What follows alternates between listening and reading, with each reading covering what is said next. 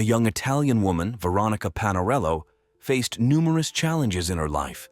At the age of 16, she met Davide Stival at a bar, who immediately caught her eye, and she quickly opened up to him. Despite the 4-year age difference, the couple conversed as if they had known each other for a long time. Despite the girl's youth, they started a relationship. Within 3 months, Veronica was already begging to start a family. The girl had no doubts. She wanted a child from David. He agreed and they moved in together. Soon, Veronica became pregnant. In 2006, when she was only 17 and he was 21, their son Loris was born. It was then that Veronica's family began to experience problems. Constant conflicts with her parents and the desire to run away from home intensified with the birth of the out-of-wedlock child.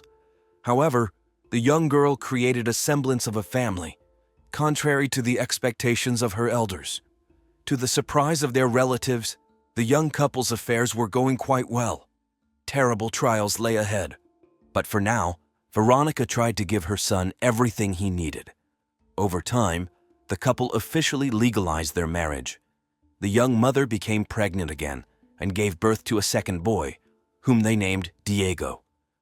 Veronica essentially remained under the care of her parents. Although Davide worked, his efforts were not enough to provide for his wife and 2 children. The parents from both sides supported the couple in every possible way, primarily financially. Veronica, on the other hand, did not even think about looking for a job, having completely devoted herself to the children and the household. Her husband considered her an exemplary, industrious, neat, and loving wife. The children grew up, having genuinely warm relationships with their mother. She spent all her free time with them, although sometimes it resembled more of a friendship between peers. Probably because of the too early age of motherhood, there is an opinion that Veronica was still in a rebellious mood, which is why conflicts with her parents escalated. The elders believed that she would not become a full-fledged mother if she perceived everything as a game. But any attempts to get through to her ended in hysterics. The couple lived in a rural area with a population of 10,000 inhabitants, the town of Santa Croce Camarina in southern Italian Sicily, where everyone knew each other. For such a cozy corner, such early motherhood seemed strange. However, no one suspected that this reckless, youthful haste would lead to the terrible tragedy that we will tell you about. On November 29, 2014, at noon, Veronica Panarello appeared at the police station. The 25-year-old woman reported the disappearance of her 8-year-old son Loris.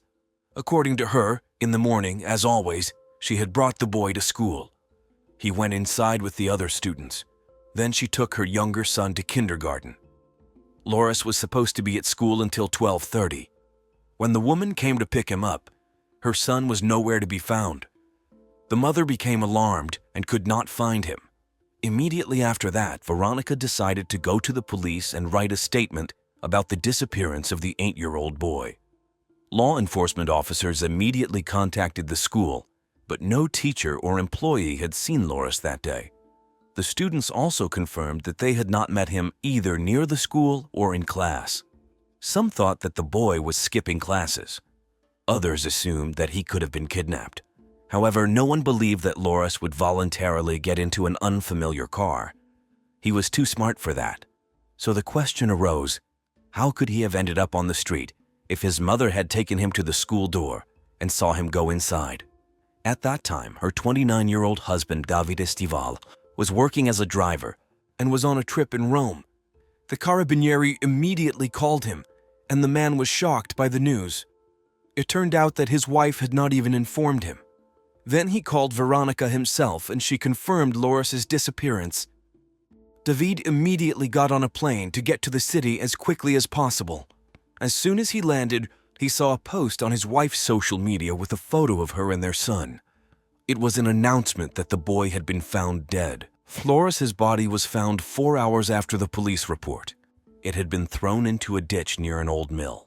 The place was just minutes away from the couple's house by car. It was accidentally discovered by an elderly man who was hunting in the area. During his usual walk through the forest, he noticed something suspicious in the mud. As he approached, the witness realized that it was not just a discarded object, but the body of a child. The man immediately informed the police about the discovery. At the scene, criminologists found the child's mutilated body, unnaturally twisted in the ditch, with his pants pulled down and no underwear. Law enforcement officers immediately suspected a sexual motive for the crime. Investigators believed that they were dealing with a child molester. However, unlike typical perverts, he not only raped his victims, but also killed them. This made the criminal twice as dangerous. News of the tragedy quickly spread through the town, sowing panic among the inhabitants. The realization that every child could become a target of a predator instilled fear and forced people to change their usual way of life. The news of the murder in the small village instantly flew around all of Italy. The country's central TV channels talked about the victim. This event became one of the loudest newsworthy events of 2014, stirring up the public. Society demanded that the police catch the criminal as soon as possible and bring him to justice. Meanwhile, detectives, working tirelessly, searched for the monster capable of such an act to calm the community. The investigators working on the case immediately noticed some strange details. The crime was clearly not committed according to the classic scheme characteristic of typical rapists and maniacs. The strangest thing was not even the absence of the child's underwear. After removing it, the criminal put the pants back on the body. Such abusers do indeed often collect the victim's belongings, but they almost never put the clothes back on after taking the trophy. Moreover, no similar cases had been observed in this area before.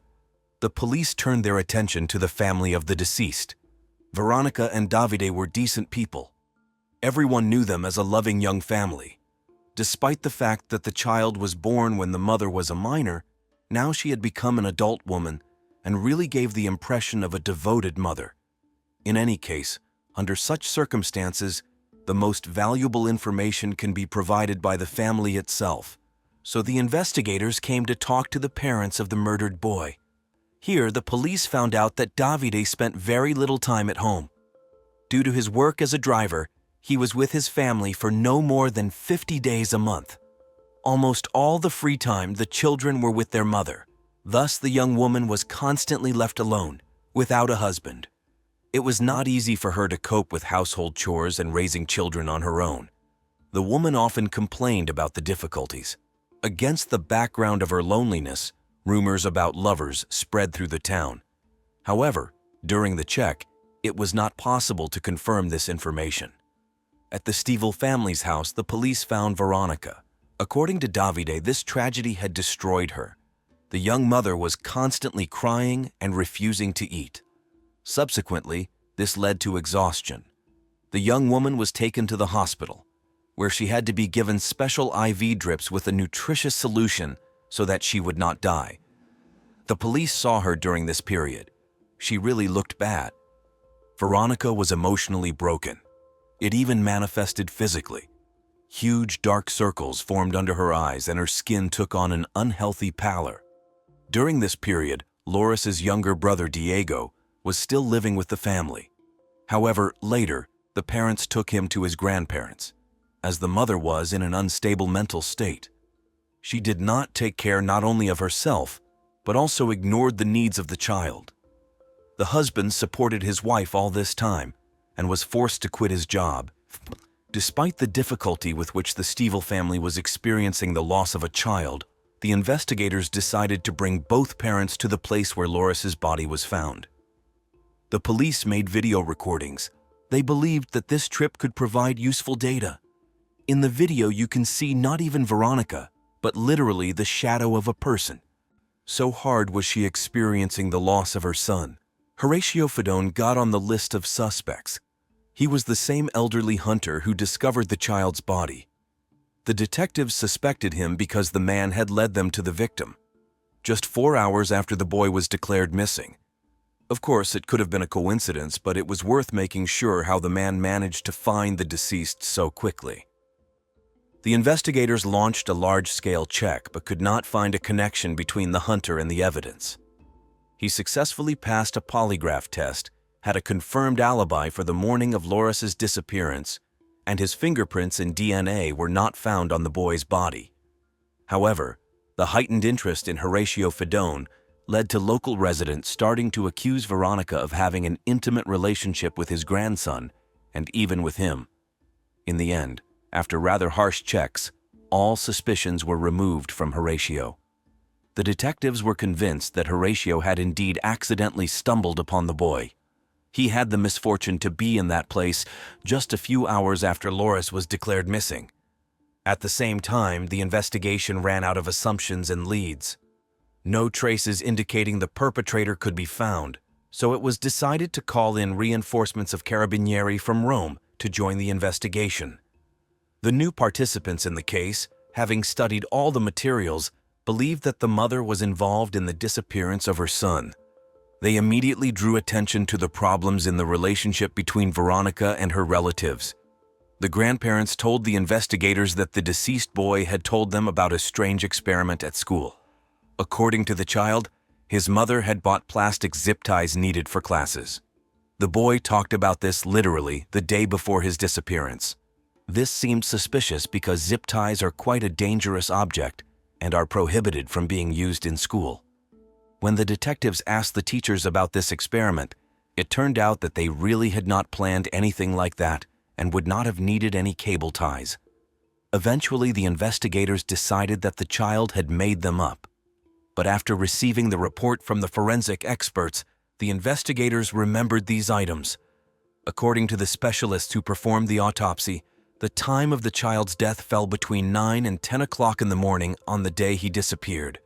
The cause of the boy's death was strangulation by some foreign object of small thickness, tightened around his neck. It looks very much like he was strangled with cable ties. Then the investigators suggested that there might be a connection between these two facts. The forensic expert believed that the murder was committed somewhere near the place where the body was found, since the injuries from the fall were received almost immediately after death, or he was thrown out while still alive and died a little later. The detectives assumed that the child could really, for some reason, have wanted to get these ties and made up a story about their need at school. Then Loris would have had to carry them in his backpack when he went to class. But how could the attacker have known about this?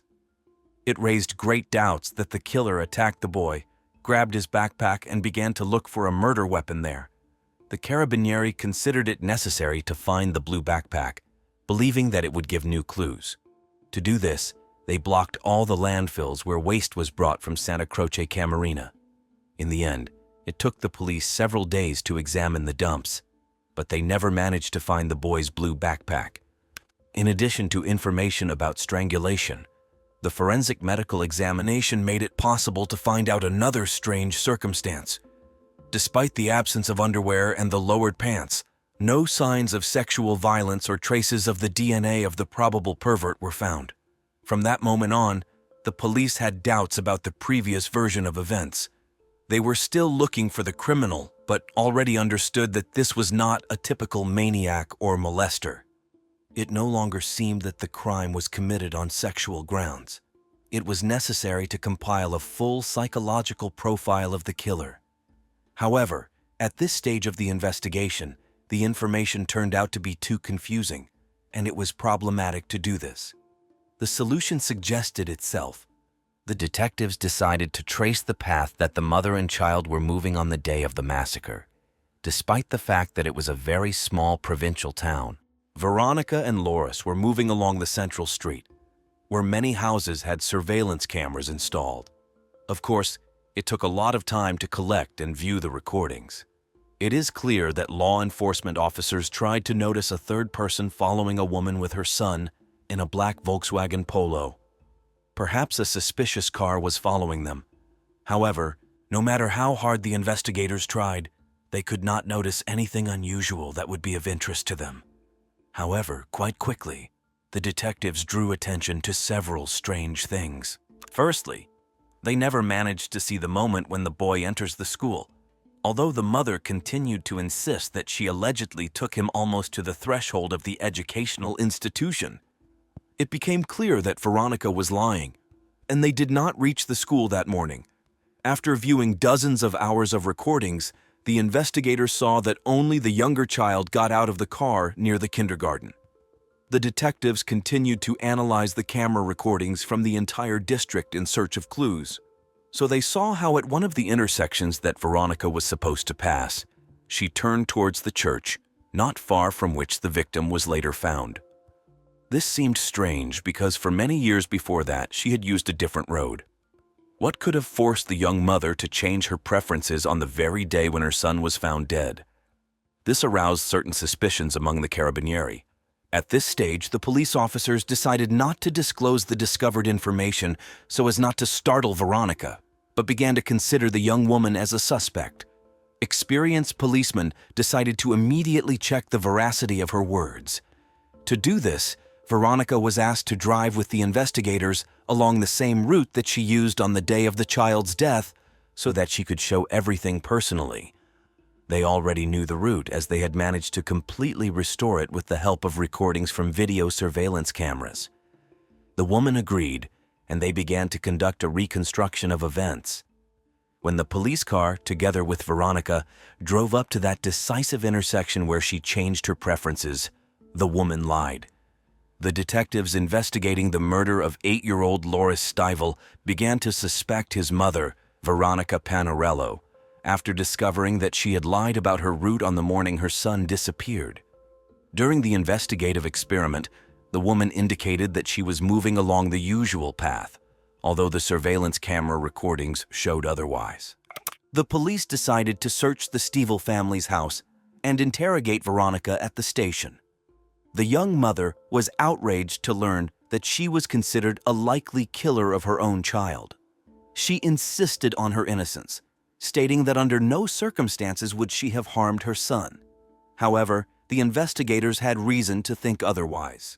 During the hours-long interrogation, Veronica admitted that she had dropped off her elder son Loris half a kilometer from the school that morning because she was in a hurry.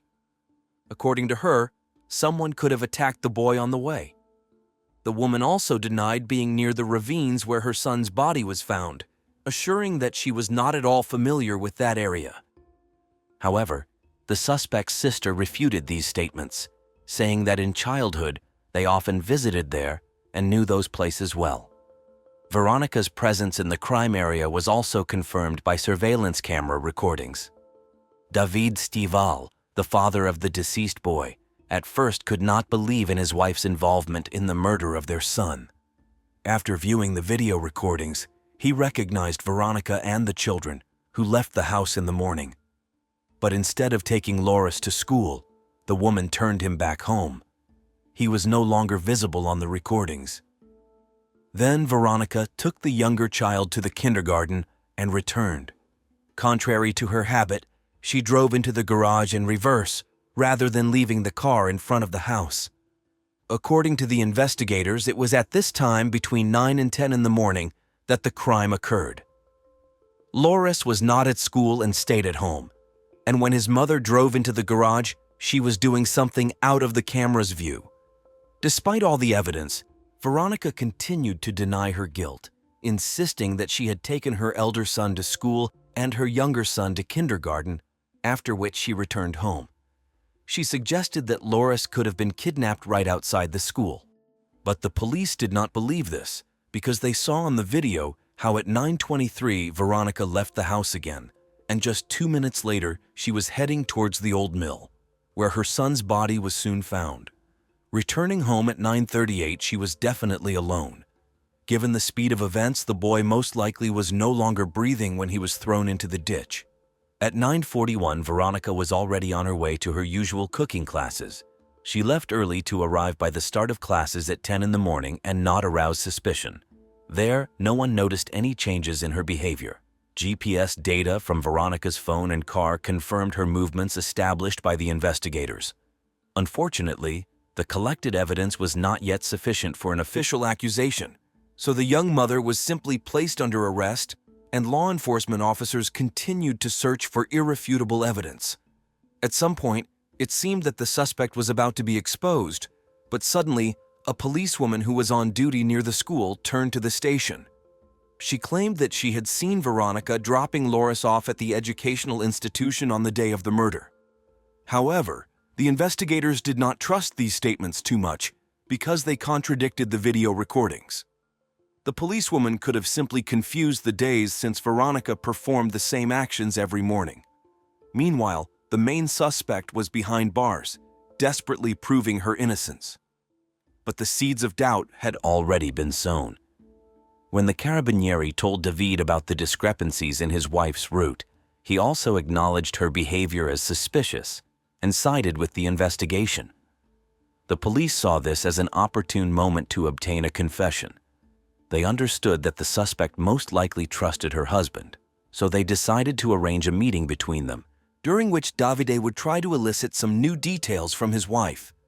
After all, Veronica was the only person who had complete information about the events of that tragic morning. David agreed that it was a good idea, but noted that he did not seek his wife's conviction. 1 month after the brutal murder of 8-year-old Loris Stival, on January 6, 2015, his father David came to meet with his arrested wife Veronica.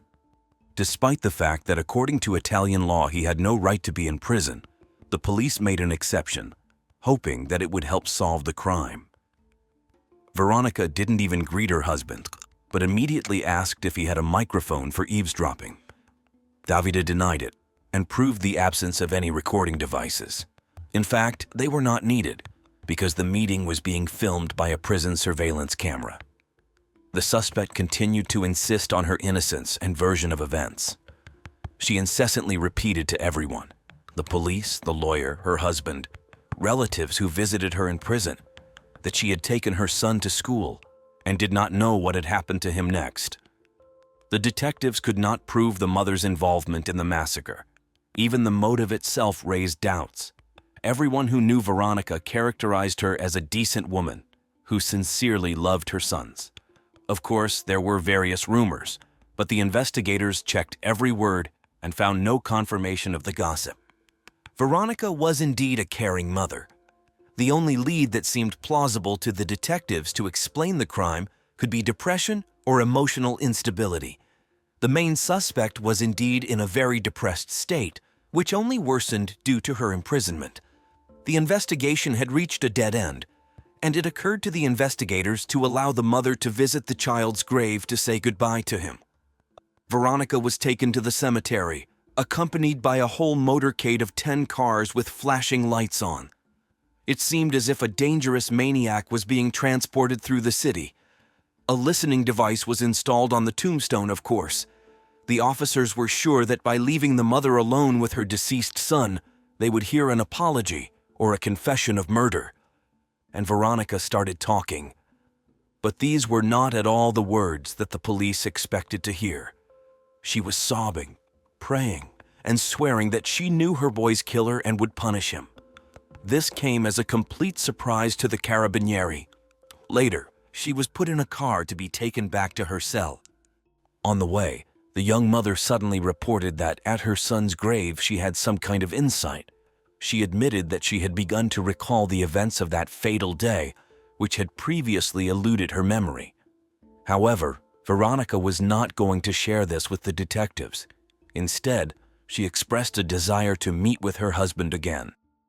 On November 6, 2015, David visited Veronica again. Of course, like all visits behind prison walls, this meeting was also recorded. This time, the main suspect admitted for the first time that she thought she had not taken the child to school at all on the day of his disappearance. The woman complained about difficulties in expressing her thoughts as she found herself in an unusual state. According to Veronica, that morning she seemed to have fallen out of reality and everything around her seemed shrouded in fog. From her fragmentary memories, she was able to recreate how she took her younger son to kindergarten and then returned home, where Loris was supposed to be. She left her elder son at home because he did not want to go to school. But when she returned, Veronica did not find the boy.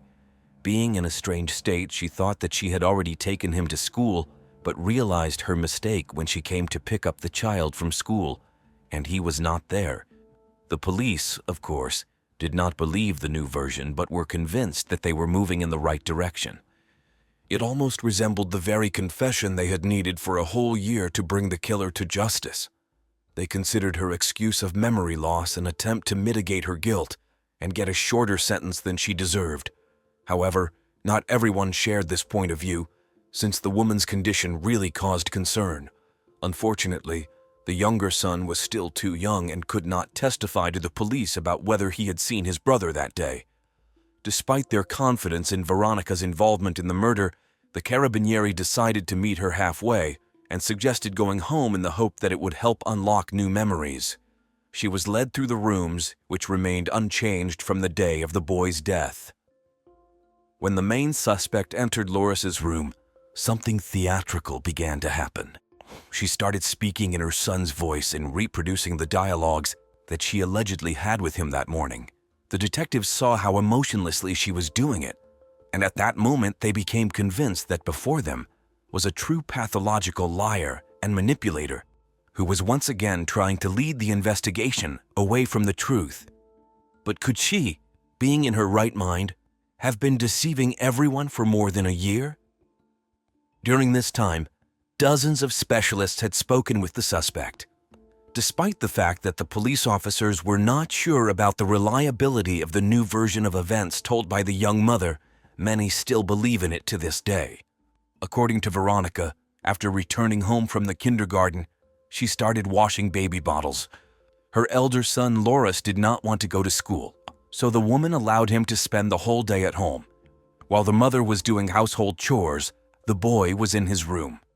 Veronica did not hear anything suspicious, but when she entered her son's room sometime later, she saw his blue body with cable ties tightened around his neck. The child had probably been playing with them and tried to tighten them around his neck. The ties were connected to each other like a necklace. As the woman recounted, her son froze with frightened eyes. He was pulling on one of the ends of the ties, thinking that this way he would be able to open them, but in fact, he was only tightening the deadly trap even more. The mother knew how they worked, but realized that she would not be able to tear them apart with her hands, so she ran to the kitchen for scissors. When the story's heroine returned and cut the fatal ribbon, the boy was no longer showing signs of life. He had lost consciousness and was not breathing. According to Veronica's confession, she had a panic attack. She immediately took her cell phone and tried to dial the emergency service number. However, she was shaking so much that she simply could not dial the number. Her fingers were missing the buttons, and the numbers were blurring before her eyes. After all this, Veronica realized that she would be the one blamed for what had happened. Being in an inadequate state, she decided to get rid of her son's body. Later, the forensic medical examination confirmed the presence of scratches on the child's face and neck. They resembled real attempts to tear off the cable ties from him with fingernails. Unfortunately, the ties had cut too deep into the skin, so it was impossible to tear them off with hands. According to the investigators, in a panic, the mother could have pulled on one of the ends of the ties herself, which further aggravated the situation and finally cut off the access to oxygen. At this stage, the police decided to clarify the information and, if possible, awaken new memories, so Veronica and Davide were again taken to the place where Loris was found. Here, the mother admitted that she had indeed thrown the child into the ravine, but continued to deny that she had dealt with him herself. She still could not explain why the boy had no underwear. This circumstance did not fit into her story in any way. It also raised great doubts as to why an 8-year-old intelligent child would put these ties around his neck, tighten them more and more, and not even call for help. Later, the suspect recalled that the ravine turned out to be too deep, so the pants accidentally slipped off the body, and it twisted as the boy rolled to the bottom. At the trial, the prosecution tried to refute the mother's confession. Her uncharacteristic behavior was the most alarming. Veronica parked the car in the garage in a very unusual way, so that it was really convenient to load the body unnoticed. However, this happened at a moment when she could not yet have known about her son's death. According to her confession, he died later. In the opinion of the prosecution, this indicated the intentional nature of the murder. The defense continued to insist that the mother did not kill the child, but that he himself died due to negligence. Realizing the severity of what had happened, Veronica simply got scared. The woman was in a state of shock, so she took the body out and threw it away. However, she could not answer one of the key questions. The prosecution could not understand why she took the underwear off the boy and then put his pants back on. According to Veronica, she simply did not remember this. The prosecutor considered her actions an attempt to stage an attack on the boy by a rape in order to lead the investigation along the wrong path. Initially, her plan worked, and the police were looking for such a criminal, but later they realized that it was part of the staging. During the trial of this case, an unexpected plot twist emerged. Veronica admitted that Loris was killed by the boy's grandfather on his father's side, named Andrea Stival. She allegedly had an affair with her husband's father. That day, the child caught them having sex and began to threaten that he would tell his father everything. Andrea Stival, the boy's paternal grandfather, allegedly attacked his grandson in a fit of anger and strangled him. Despite this strange turn of events, law enforcement officers were forced to check the accused's statement. They turned to the surveillance camera recordings again. Thus, the investigators found out that none of the men had entered the house that morning. However, in the footage where Veronica was leaving the house around 9:30, a dark silhouette was indeed visible in the back seat of the car. The Carabinieri were forced to involve specialists for the analysis of the video recordings, but they claimed that it was not the shadow of a person, but glare on the car windows. Andrea Stival himself denied both the connection with his son's wife and the murder of his grandson. He stated that this was another lie of a crazy woman. The grandfather had a confirmed alibi. In addition, there was no correspondence or even calls between the so-called lovers, which also refuted Veronica's words. Therefore, no one believed this new version of the defendant. Veronica's behavior suggested that the investigation was dealing with a person with mental disorders. Her strange behavior was emphasized by all the officers and specialists who communicated with her. One of the detectives recalled that during one of the interrogations, the woman suddenly began to sing, and also repeatedly her calm and loud speech changed to an indistinct mumbling under her breath with a blank look. Veronica seemed to periodically fall out of reality and could start smoking an imaginary cigarette. The defendant's mother said that Veronica had previously had mental problems. From an early age, she was repeatedly sexually abused by boys. At the age of 14, the girl tried to take her own life by drinking bleach after a quarrel with her school friends. The following year, she tried to hang herself in a greenhouse. Veronica underwent treatment in a psychiatric clinic. Once she called her mother and asked her to pick her up because the paramedic had allegedly raped her. But these accusations did not receive any confirmation, and no one believed the girl. A psychiatric examination showed that Veronica acted in a cold-blooded, prudent, and cruel manner. No serious mental disorders were found in her that would allow her to be declared insane. The trial lasted a whole 4 years due to constant postponements and additional investigations. Based on the results of the trial, she was found guilty of premeditated murder and concealment of the body. The judge sentenced her to 30 years in prison. After that, another performance took place. Obviously, the child's grandfather, whom Veronica referred to as the criminal, was in the courtroom. The defendant did not agree with the verdict, so she stood up and again began to accuse the man of all those absurd things that she had already voiced earlier in court. She was removed from the courtroom and sent behind bars. Veronica is still in prison, keeping the terrible truth of the death of the 8-year-old boy, which we will probably never know. However, most of the investigators who worked on this case believe that it was not an accident, but a planned, brutal murder. Probably, on that day, the son did not want to go to school. This had happened before. It was not the first case of him skipping. On this basis, the mother quarreled with her son and strangled him with ties in a fit of anger, and then got rid of the body, deliberately removed his underwear to confuse the investigation. But since the ties were purchased in advance, perhaps it all looked even more ominous and indicated the planning of the murder. The boy's father stated after the trial that his life was destroyed because he had simultaneously lost his son, wife, and job. The man is still not sure that it was Veronica who killed the boy. He did not understand what could have been the reason for killing his son. David had never seen his wife display violence towards the children. She had always been a caring mother. Now he is trying to live for the sake of his younger son, in whose upbringing his parents are helping him. The story of Veronica Panarello and her son Loris is a tragic tale of how impulsive decisions, lack of maturity, and emotional instability can lead to devastating consequences. This case serves as a cautionary tale for all parents about the importance of responsible parenting and the need to overcome one's own psychological issues for the safety and well-being of their family. The main cause of this tragedy was Veronica's inability to cope with the challenges of motherhood at such a young age.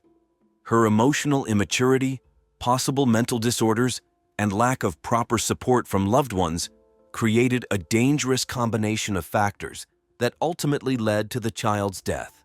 To prevent such tragedies, it is crucial that young parents have access to the resources and support necessary for raising children.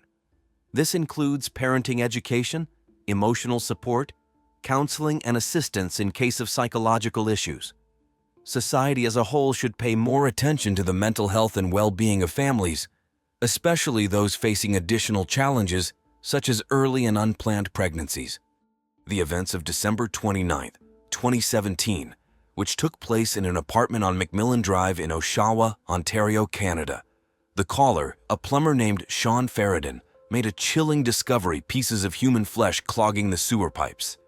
Further investigation led law enforcement to the doorstep of 45-year-old Adam Strong, who lived in the apartment below. To everyone's great surprise, Strong immediately confessed that he was storing human remains in his freezer. But this was just the tip of the iceberg in this complex and horrifying story. The roots of this tragedy run much deeper and require careful examination to determine to whom these remains belonged and how they ended up in the bathroom sewer. The year 2017 brought a horrific crime to the city of Oshawa that shook the entire country. On September 11th, a disturbing discovery was made in Lake Ontario near the shore of Oshawa. A 5-year-old boy fishing with his grandfather spotted human torsos in the water. Law enforcement immediately arrived at the scene, retrieved the remains from the water, and launched an investigation. Despite extensive searches involving divers, no other body parts were found. The autopsies showed that the torsos belonged to a woman, but the exact cause of death could not be determined. However, the nature of the injuries indicated a violent death. The absence of the head made it extremely difficult to identify the victim, so DNA analysis was the only way. And only on November 9, 2017, 2 months after the terrible discovery, the bitter truth was revealed. The torsos belonged to 18-year-old Rory H., a pregnant Oshawa resident who had gone missing at the end of August of the same year. Rory H. was born on July 9, 1999, and was the favorite of her mother, Shannon Dion. Little is known about her father, but some of the girl's relatives had a reputation for living a reckless lifestyle. Her grandfather, Bernard, a former biker, gangster, and boxer, was widely known as the founder and leader of the motorcycle club Satan's Choice. Roris' uncle, Harley, also belonged to the motorcycle club Hell's Angels. But despite these family ties, Roris' childhood was fairly quiet. She was described as a kind and smart girl. In addition to her mother, Rory had a very close relationship with her godmother and Shannon's best friend, Christy Melnick. In the lower grades, Rory excelled in her studies, and at the age of 13, she even received the prestigious title of Cadet of the Year in the local unit. But everything changed for the worse in the first year of high school, when someone introduced her to drugs, which led to addiction. The next years of Roris' life were filled with turbulence, and drugs became an integral part of her existence. In an attempt to finance her addiction, she resorted to prostitution, causing even more suffering for her mother. Shannon, in desperation, turned to Child Protective Services for help, hoping to save her daughter. Fortunately, in early 2017, Shannon's efforts paid off. Rory finally began to take steps to change her life. She found a job, returned to school, and seemed to find stability by moving in with her boyfriend, Tony. Despite all the hardships, Rory was determined to start a new chapter in her life. In August 2017, Rory told her mother about her pregnancy. She firmly decided to have the baby, and Shannon supported her decision. But the mother had no idea that her daughter had started using drugs again. On August 28th, near the shopping center, Rory met with Constable Christopher Kane. He had been watching the girl for a long time and was trying in every way to involve social services to help her overcome her addiction. During the conversation, Rory admitted that she was using drugs again and was engaged in prostitution to get money for a fix. Concerned about Loris' fate, Constable Kane decided to contact the appropriate services, but when he returned, the girl had already disappeared. On August 29, 2017, the day after meeting with the constable, a friend of her mother brought Rory to the hospital after an exacerbation of a mental disorder. Unfortunately, for unknown reasons, they were unable to stay with her and left after a few minutes, leaving Rory alone. Remarkably, just 15 minutes later, she decided to leave the hospital without waiting for the necessary medical care. Surveillance cameras captured Rory calmly leaving the building. This was the last confirmation that the girl was still alive. From that moment on, nothing was known about her whereabouts. When Loris' relatives and friends did not receive any news from her for several days, they became alarmed. Fearing the worst, they filed a missing person report with the police, which launched a massive search. Flyers with the photo of the missing person were posted all over the area, but all efforts to find Rory H. proved futile, and only the results of the DNA test brought the horrible news, confirming that she had become a victim of a violent crime. However, the investigation did not end there. Law enforcement faced a difficult task to find the rest of her body parts and piece together all the fragments of this tragic puzzle.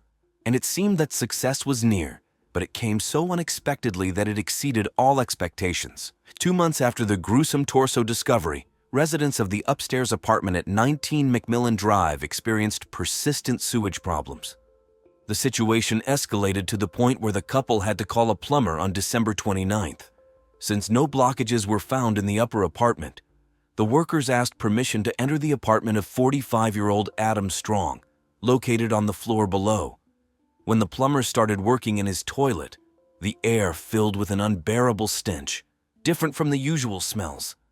The situation further escalated when Adam's behavior became nervous. He constantly walked around the room, closely monitoring every move and asking many questions. Despite being annoyed by his behavior, the plumbers tried to ignore it.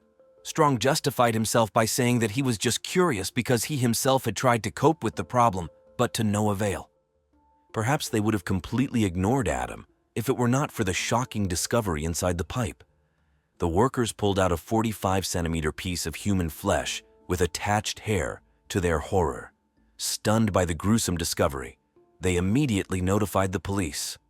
Within minutes, law enforcement arrived at the scene and confirmed that what was found was indeed human remains.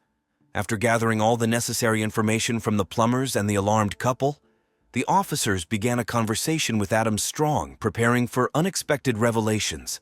But nothing could have prepared them for what the suspect told them. Lowering his head, he confessed that it was human flesh, and if they needed the rest of the body parts, they were in his freezer. Strong was instantly arrested, and the police began searching the apartment. What they saw resembled a house of horrors, dirt everywhere, and the air was permeated with an unbearable stench of decay. In the bathroom, it turned out that Adam had dismantled the toilet, trying to eliminate the blockage. But the real horror awaited law enforcement. In the bedroom in the freezer lay the remains of a young woman with her head hidden in a bag. The body was in a state of decomposition, as Strong had said. Among the remains, a tattoo with the inscription "Je vis I live" was found exactly the same as Rory H. had. Further DNA examination confirmed that the remains from Adam Strong's apartment belonged to the missing Rory. There was more than enough evidence of her presence there. The girl's blood was found on the walls and ceiling of Adam's bedroom, and his biological fluids were found on her underwear. Loris' sneakers lay wrapped in plastic, spattered with blood. Police also discovered an improvised dissection table set up by Strong. The realization that it was on this table that Adam dismembered his victim made law enforcement officers shudder. During the search of the apartment, numerous sex toys, restraints, and a homemade bomb were also found. Fortunately, the explosives were neutralized in time, and although no one could figure out its origin, due to the lack of direct evidence of Strong's involvement in Loris' murder, the police could not charge him. Instead, he was charged with abusing the body. It was time for the investigation to get to know the life of this 45-year-old man more closely. Adam Strong, about whom little was known, settled in a rented apartment on McMillan in early 2007. For many years, he worked as a security guard on a film set in Oshawa and as a gas station attendant at 2 different stations in Ajax. Those who knew Strong described him as an eccentric man with a sinister character who considered himself smarter than he actually was. He could talk incessantly, not knowing when to stop. One of Adam's ex-girlfriends, whose name has not been disclosed, described him as cruel and prone to excessive control. Adam's landlady, Eugenia Papadakis, also had unpleasant impressions from communicating with Strong. In March 2017, after a fire in the house, she and her granddaughter visited Adam's apartment on McMillan Drive. The dwelling turned out to be cluttered with garbage, food scraps, and all sorts of junk. Needless to say, what they saw stunned the women. In addition, Strong showed an unhealthy interest in pornography, which indicated his passion for explicit content. These observations allowed a deeper look into his psyche and shed light on the dark, disturbing world that reigned in the suspect's apartment. However, despite the tragic circumstances, the evidence gathered was still insufficient to charge him with murder. So the detectives focused on obtaining a confession from Adam Strong. The morning of December 30th, 2017 was marked by the interrogation of Adam Strong, conducted by detectives from the Homicide Investigation Unit, Darren Short and Herman Daroga. By that time, the suspect had already managed to contact his lawyer. The investigators realized that this was their only chance to get valuable testimony from him, because the next day, there was to be a hearing on the possibility of releasing Strong on bail. After that, it would be impossible to interrogate him without a court order. Time was running out, so the detectives had to get important information from Adam by any means necessary. Starting the interrogation, the investigators had no clear idea what to expect. Deep down, they hoped that Strong would be nervous, because he had finally been caught. So Adam, my name is Detective Short. Hello, Detective My first name is Darren. This is Detective Durego. And what's your name? Adam. Last name? Strong. Strong, okay. As of right now, what I want to tell you is the charge you're going to be facing right now is indignity to a body. Instead, they were faced with an imperturbable, collected man who showed outright indifference to his situation. But the biggest problem was getting him to talk about the events related to Rory Hotch. Adam's stubbornness was surprising, especially considering his previous confession about human remains in the freezer. Realizing that time was running out, the detectives decided to change tactics. They tried to touch Strong's emotions, hoping to awaken at least a drop of remorse or sympathy for the victim and her loved ones. However, all attempts by investigators to get the desired answers were shattered against a wall of evasions and changes of subject. How did you know Rory? I'm not saying anything, I'm sorry. Did you kill Rory? Sorry, I'm not saying anything. Adam's responses were shocking, but the only thing that seemed to affect him were photos of Rory, which he refused to look at. It was obvious that the suspect could no longer bear her gaze. And although the evidence gathered was quite enough to prove Rory H's presence in Adam's apartment, the ultimate goal of the detectives was to Uncover the truth about what happened and what led to the girl's tragic death. Unfortunately, Strong proved to be a tough nut to crack. No answers to questions about Rory. 2 hours later, it became obvious that the interrogation had reached a dead end. Adam's refusal to provide anything substantial raised more questions than answers. Having failed to succeed, the investigators reluctantly decided to stop the interrogation. What exactly brought Rory H and Adam Strong together remained a mystery. Fortunately for the detectives, the suspect was not released on bail, so he remained in custody. Meanwhile, Oshawa police continued to search Adam's house, hoping to stumble upon new evidence and clues. The coroner's report on Loris' autopsy shed some light on the circumstances. It turned out that the girl's body had numerous injuries, including skull fractures. However, the forensic expert could not say with certainty whether these injuries were inflicted before or after her death. In addition, traces of drugs were found in the victim's body, and signs of the use of a restraining device were found on the body. Among the findings in Strong's house, the detective's attention was drawn to a bent hammer on which Loris' DNA was found. Investigators suggested that it was the murder weapon. However, even this was not the most shocking discovery. Even when it seemed that nothing more would be found, In July 2018, 7 months after Adam's arrest, a hunting knife covered in human tissue was found in a kitchen drawer. Examination showed that the DNA found on the blade did not belong to Rory. Instead, it matched the genetic profile of another girl, Candace Fitzpatrick.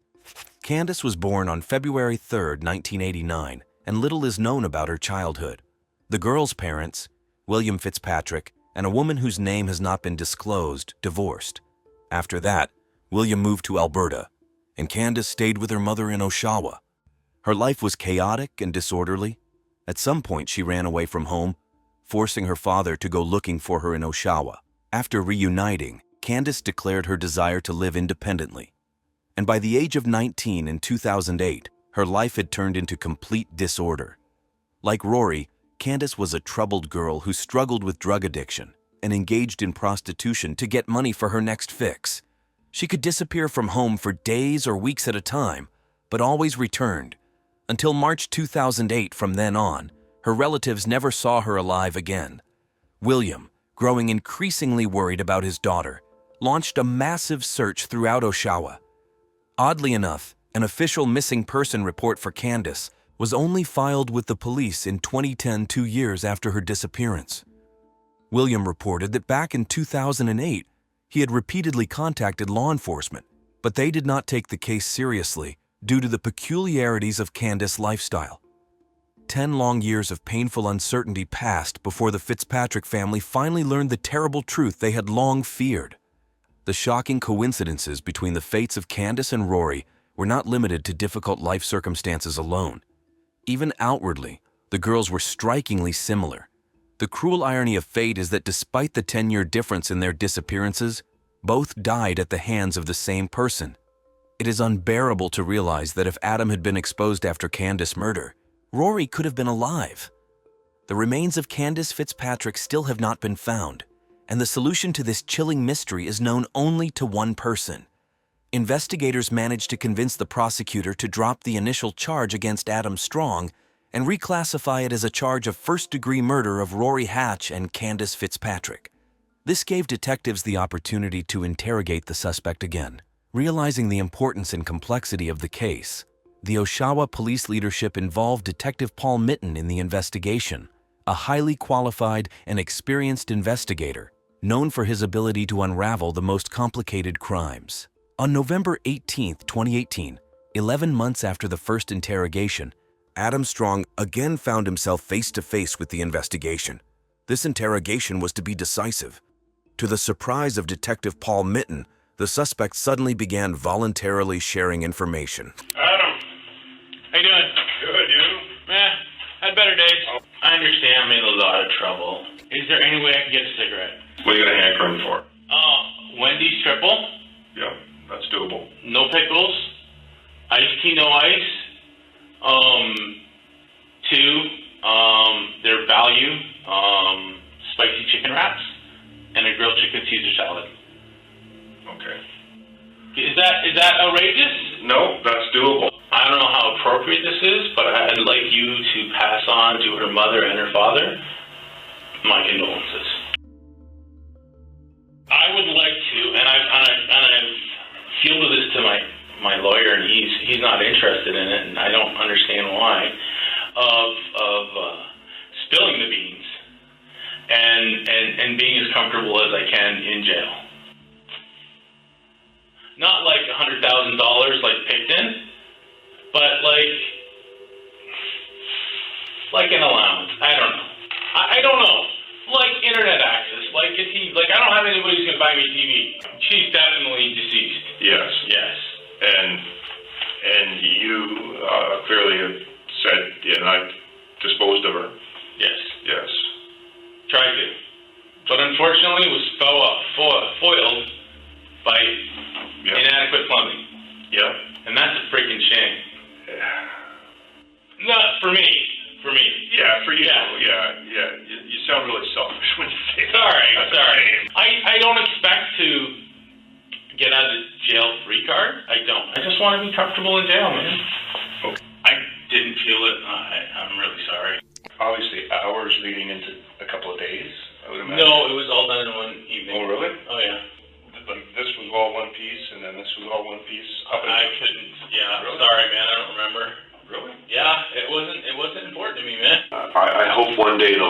goes out for you. Not that you're find remorse, but just for you to realize you could help some people feel better. Yeah. Adam was convinced that their conversation would be limited exclusively to the topic of dismemberment of bodies. He did not even suspect that his own careless confessions and slips of the tongue would allow investigators to draw key conclusions about the entire chronology of events related to the horrific crimes. The interrogation lasted 10 grueling hours and ended only when Detective Mitten felt he had obtained all the necessary testimony. Is it safe to assume as an investigator that Candace is I can't go into that. similar? I can't go into that. How did you meet Candace? You know what? So long ago, I have no idea.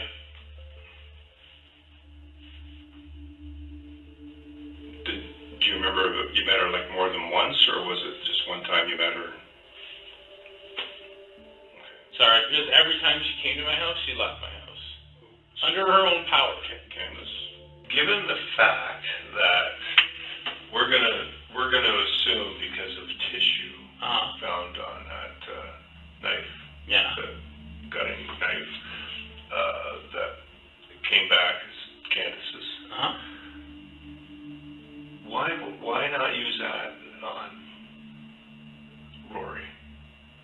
Didn't even think of it. Because her DNA wasn't found. Didn't even think of it. I'm a real bad procrastinator, and that is really a detriment to myself. On September 28, 2020, when 12 years had passed since Candace's disappearance and 3 years since Loris' disappearance, Adam Strong appeared in court on charges of these murders. Despite numerous evidence gathered against him, he refused to plead guilty to both counts. During the trial, the prosecution presented a powerful evidence base, including stunning records of interrogations that supported their case against Adam Strong. Testimony from Petra Danchin about the violence she suffered at the hands of the defendant further strengthened the weight of the accusations. Although Adam never revealed the details of Loris' death during interrogations, prosecutors built their case based on the available facts. According to their version, Strong lured the girl to his house by promising money for intimate services. As soon as she entered, he tied her up and brutally beat her with a hammer found in his home. Horribly, at that moment there was no one on the upper floor, so no one heard the desperate cries for help. After the murder, Adam dismembered Loris' lifeless body and threw the torso into Oshawa Harbor. Geolocation data from her mobile phone confirmed that on September 4th, a week before the discovery of human remains, Strong was in that area, which only strengthened the evidence against him. Prosecutors also expressed confidence that Candace suffered the same fate at the hands of the killer, although her remains had not been found at that time. Lawyers, however, insisted on Adam's non-involvement in Loris' death, claiming that death occurred as a result of a drug overdose, and their client was only trying to get rid of the body. As for Candace, the defense claimed that there was a lack of evidence that she had died in Strong's house at all. They also emphasized the limited size of the freezer, which could hardly hold the remains of 2 victims. However, having carefully examined all the evidence presented, Judge Joseph DeLuca came to the unshakable conviction of Adam Strong's guilt. He rejected the defense's arguments and found the prosecution's evidence convincing and incriminating. Strong tried to justify his actions with the traumatic experience of his childhood. According to him, at an early age, he was subjected to a brutal attack that left an indelible imprint on his psyche. Adam even expressed sympathy for the families of the deceased, but the sincerity of these words was highly doubtful. His behavior demonstrated an alarming level of indifference, lack of remorse, and signs of a split personality. The materials presented during the trial vividly demonstrated that Adam Strong was well aware of the severity of his actions and their consequences. He acted consciously and prudently, without feeling any remorse.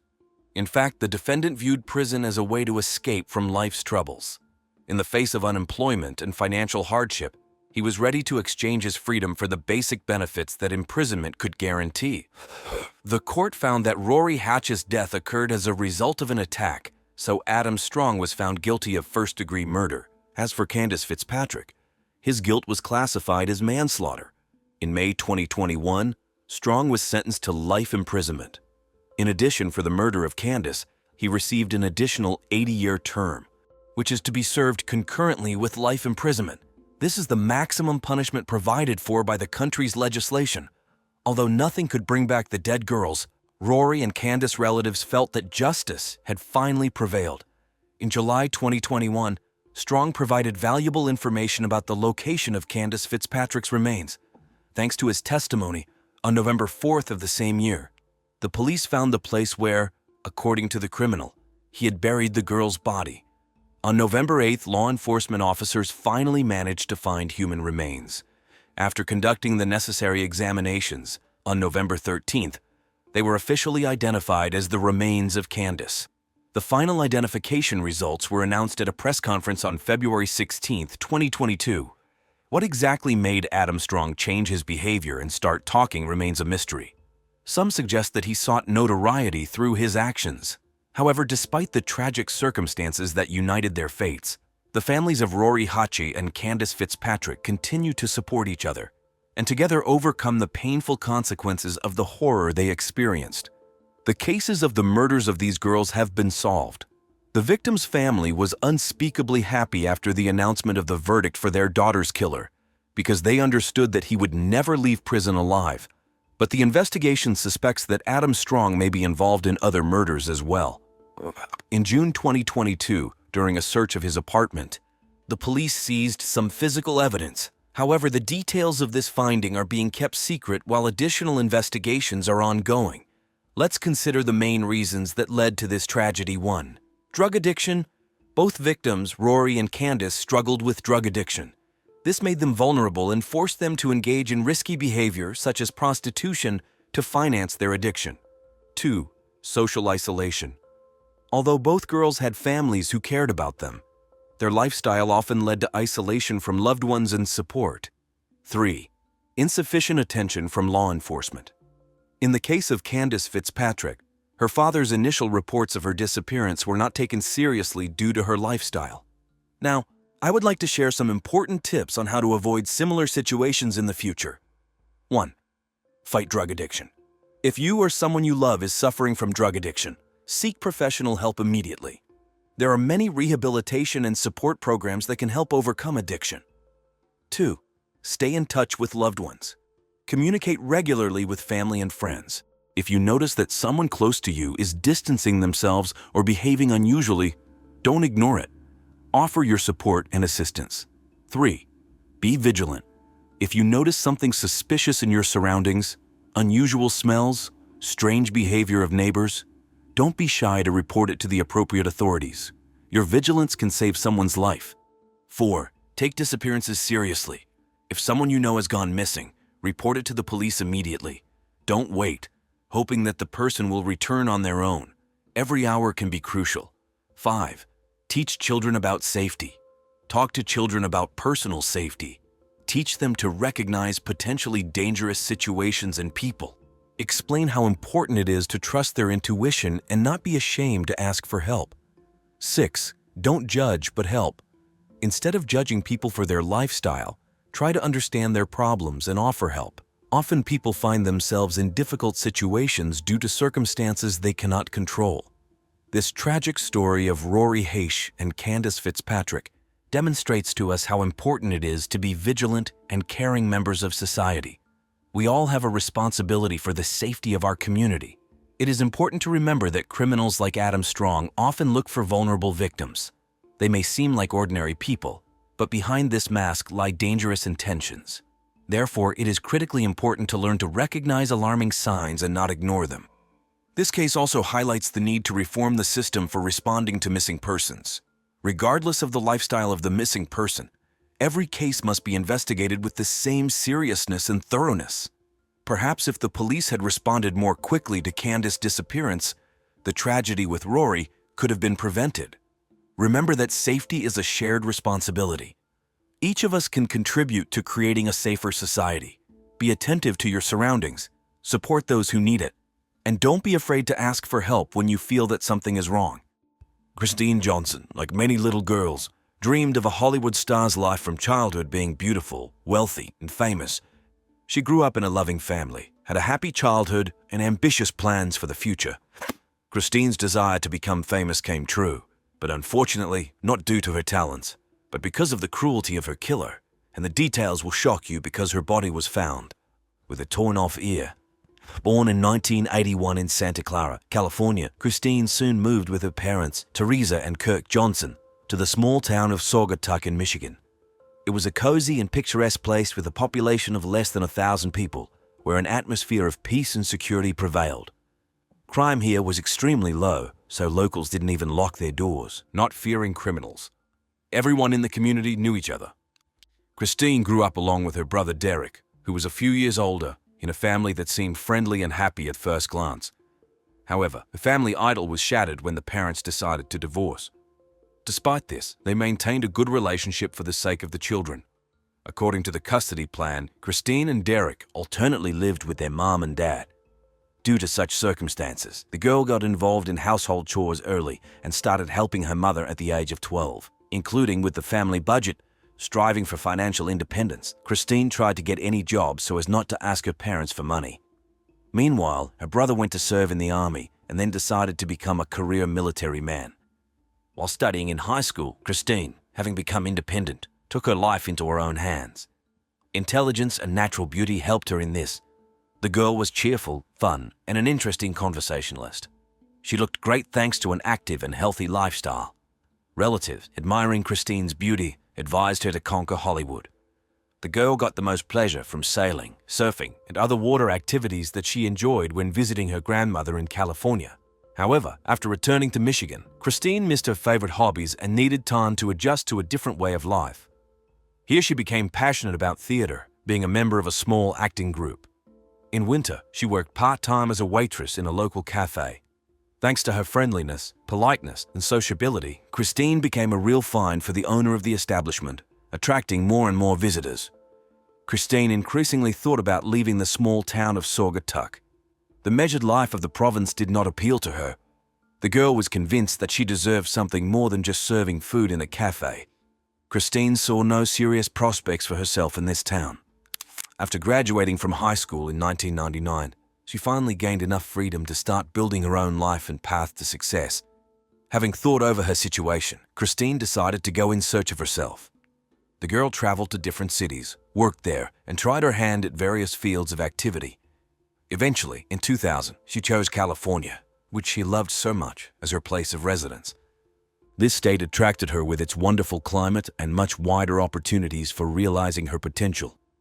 At first, Christine moved in with her grandmother, who lived in the small resort town of Santa Maria with a population of 100,000 people. Despite being close to her favorite entertainment, the girl first focused on solving important issues. First of all, she started looking for a job, because providing for herself was very important to her.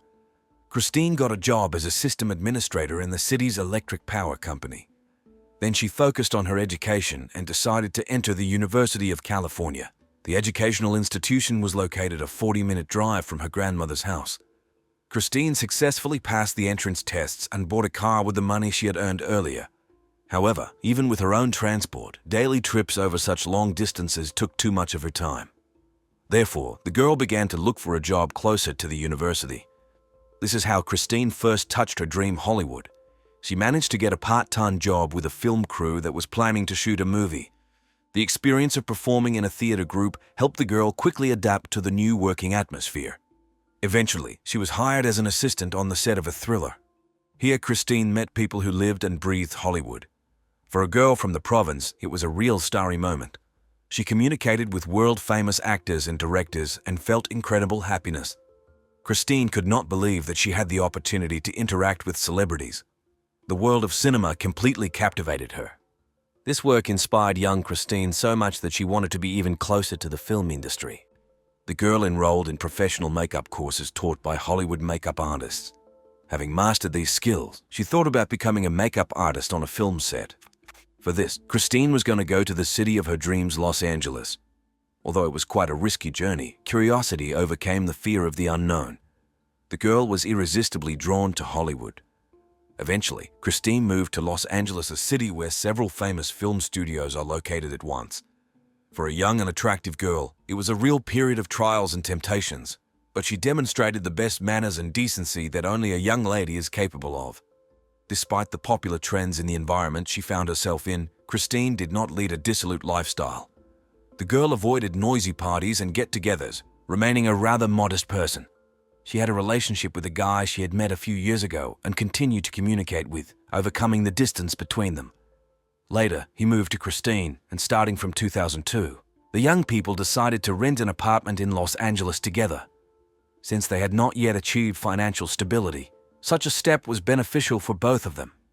It was a difficult adventure, but Christine did not lose heart and began to look for a new job on a permanent basis. However, difficulties arose with this. The girl managed to find only temporary part-time jobs, and there was no serious work. The lion's share of their joint budget was earned by her boyfriend. Meanwhile, relations between Christine and Todd became more and more tense. Later, the girl complained to her mother that verbal altercations with her beloved increasingly turned into physical violence on his part. She found herself trapped in a toxic relationship, complicated by financial hardship. Christine's mother began to look for new housing for her daughter so that she could move away from her problematic partner. Eventually, Christine broke up with her boyfriend and settled in a small apartment. She continued to get an education remotely. During this period, her father provided the girl with substantial financial support. He believed that his daughter would finally find her place in life and realize her calling, so he sought to help her in every possible way. By November 2002, Christine finally managed to get a job at a mobile communications company, but this position was far from her ideals. Neither the field of activity nor the level of income met the girl's expectations. In addition, Christine still could not find acceptable housing near her place of work. Instead, her mother found a cozy house in the town of Santa Monica, neighboring Los Angeles, which had to be shared with 2 more girls. The attractive thing was that it was located next to the beach in a lively residential area. It seemed like an ideal place to get on her feet, so Christine moved there. During this period, the girl transferred to the University of Santa Monica. Christine's dreams of Hollywood did not come true. She failed to start a career, her relationship with her beloved fell apart, and she was actually forced to start her life from scratch. However, the girl did not lose heart and continued to steadily go towards her dream. On February 15, 2003, Christine planned to attend a party. Before that, the young beauty visited a shopping center. She had a long, fun conversation with her mother, during which they discussed the girl's plans for the future. This call was Christine's last contact with her loved ones. The next day, on Sunday, February 16, 2003, the mother was eagerly waiting for a call from her daughter, hoping to hear about how the previous day had gone. However, the girl never got in touch. The worried woman tried to call Christine herself, but her phone was unavailable.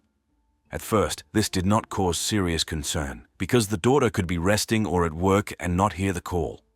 However, the next day there was still no news from Christine. Around 9 in the morning, the alarmed mother called her daughter's work. Christine was always in touch and answered calls, but this time an answering machine worked instead of her. Then the woman contacted the girl's manager, who informed her that she had not shown up for work. He emphasized that Christine was a very responsible employee, and during the last 3 months she had no delays or absenteeism. The girl's absence surprised all her colleagues, but they also could not reach her. As the manager said, Christine was last seen at work on February 14th. One of her co-workers recalled that the girl was going to some party. The mother of the missing girl visited her daughter's page on social networks, hoping to find useful information about this event. But in vain, Christine had not published a single photo. Although previously she actively maintained her profile, actually documenting every step of her life. The woman also checked her daughter's bank accounts, but no transactions had been made since her disappearance. In search of her daughter, the mother called all the hospitals, but Christine was not registered anywhere. So on February 17th, she decided to contact the Santa Monica Police Department with a statement about the disappearance of her 21-year-old daughter. The investigators checked whether a girl matching the description had been involved in traffic accidents during these days, but found nothing. The missing beauty's neighbors also heard nothing about her since her disappearance. The police turned to Christine's ex-boyfriend, Todd, with whom she had a rather stormy and sometimes violent relationship. The version was considered that he could have found his beloved who had run away from him and done something to her, but the young man denied seeing the girl. Christine's neighbors were only able to provide superficial information about the last day they saw the girl. According to them, on Saturday, February 15th, the missing girl was going to some party, but with whom and where exactly they did not know. The same information came from the girl's colleagues when they communicated with her mother. This clue became the first in the investigation, so the detectives began to carefully check it. Later, another detective joined the case. While reviewing the collected materials, he was struck by the photo of the missing girl. The crime victim bore a striking resemblance to another girl who had disappeared earlier and was found dead in 1995. That girl, starting her modeling career, agreed to a photo shoot for the glossy magazine Photographer. But these plans were not destined to come true. It was about Linda Sobek, killed by photographer Charles Redburn. He lured the beautiful blonde out of town by deception, where he dishonored and took her life.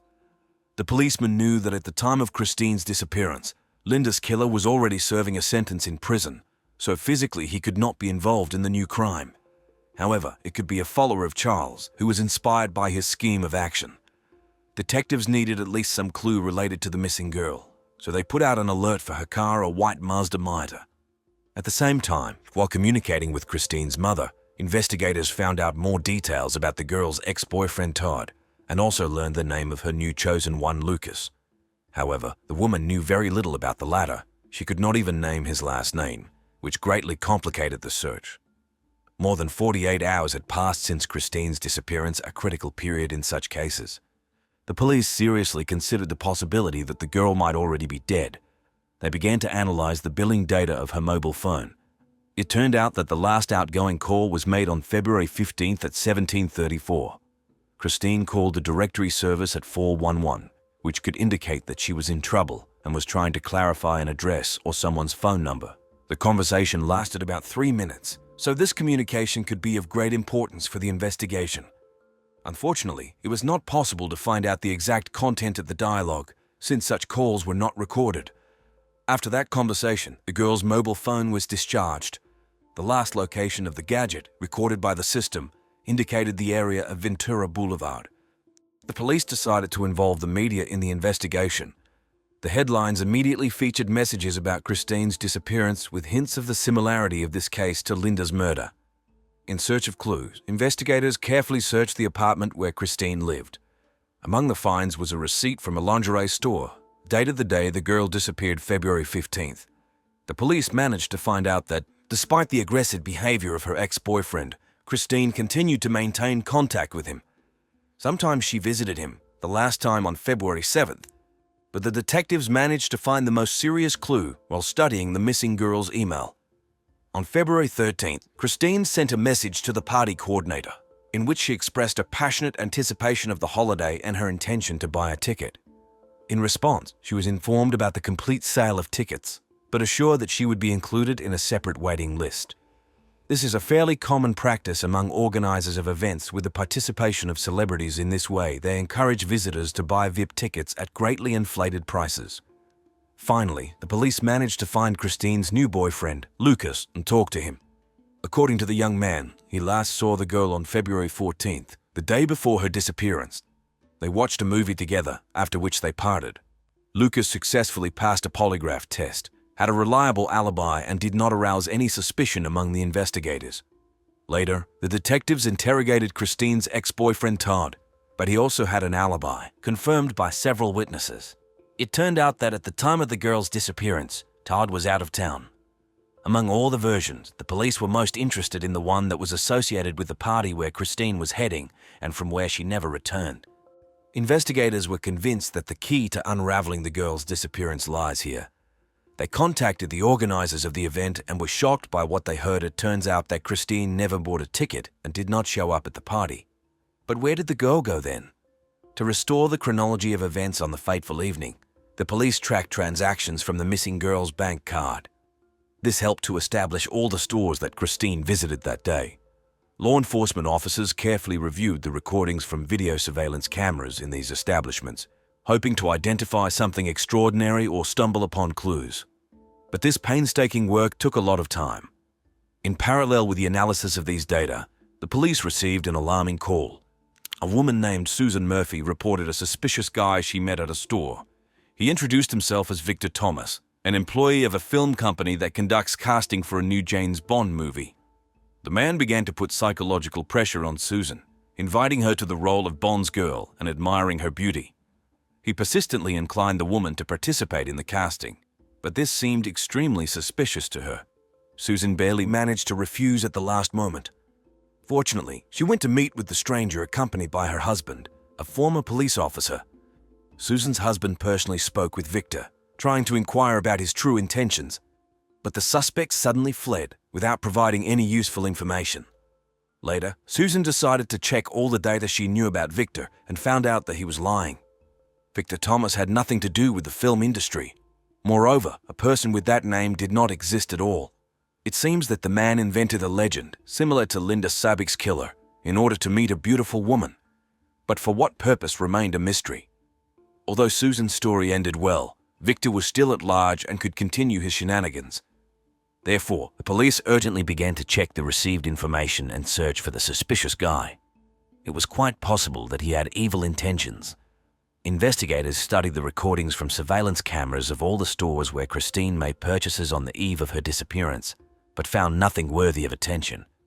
Then they decided to go around the shops and interview the staff.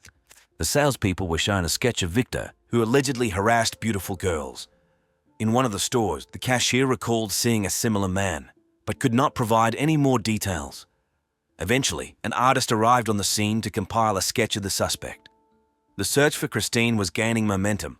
Dog handlers with dogs and volunteers were sent to the area from where the girl last got in touch and called the directory service. Patrols and volunteers continued to look for the missing girl's car and Christine herself.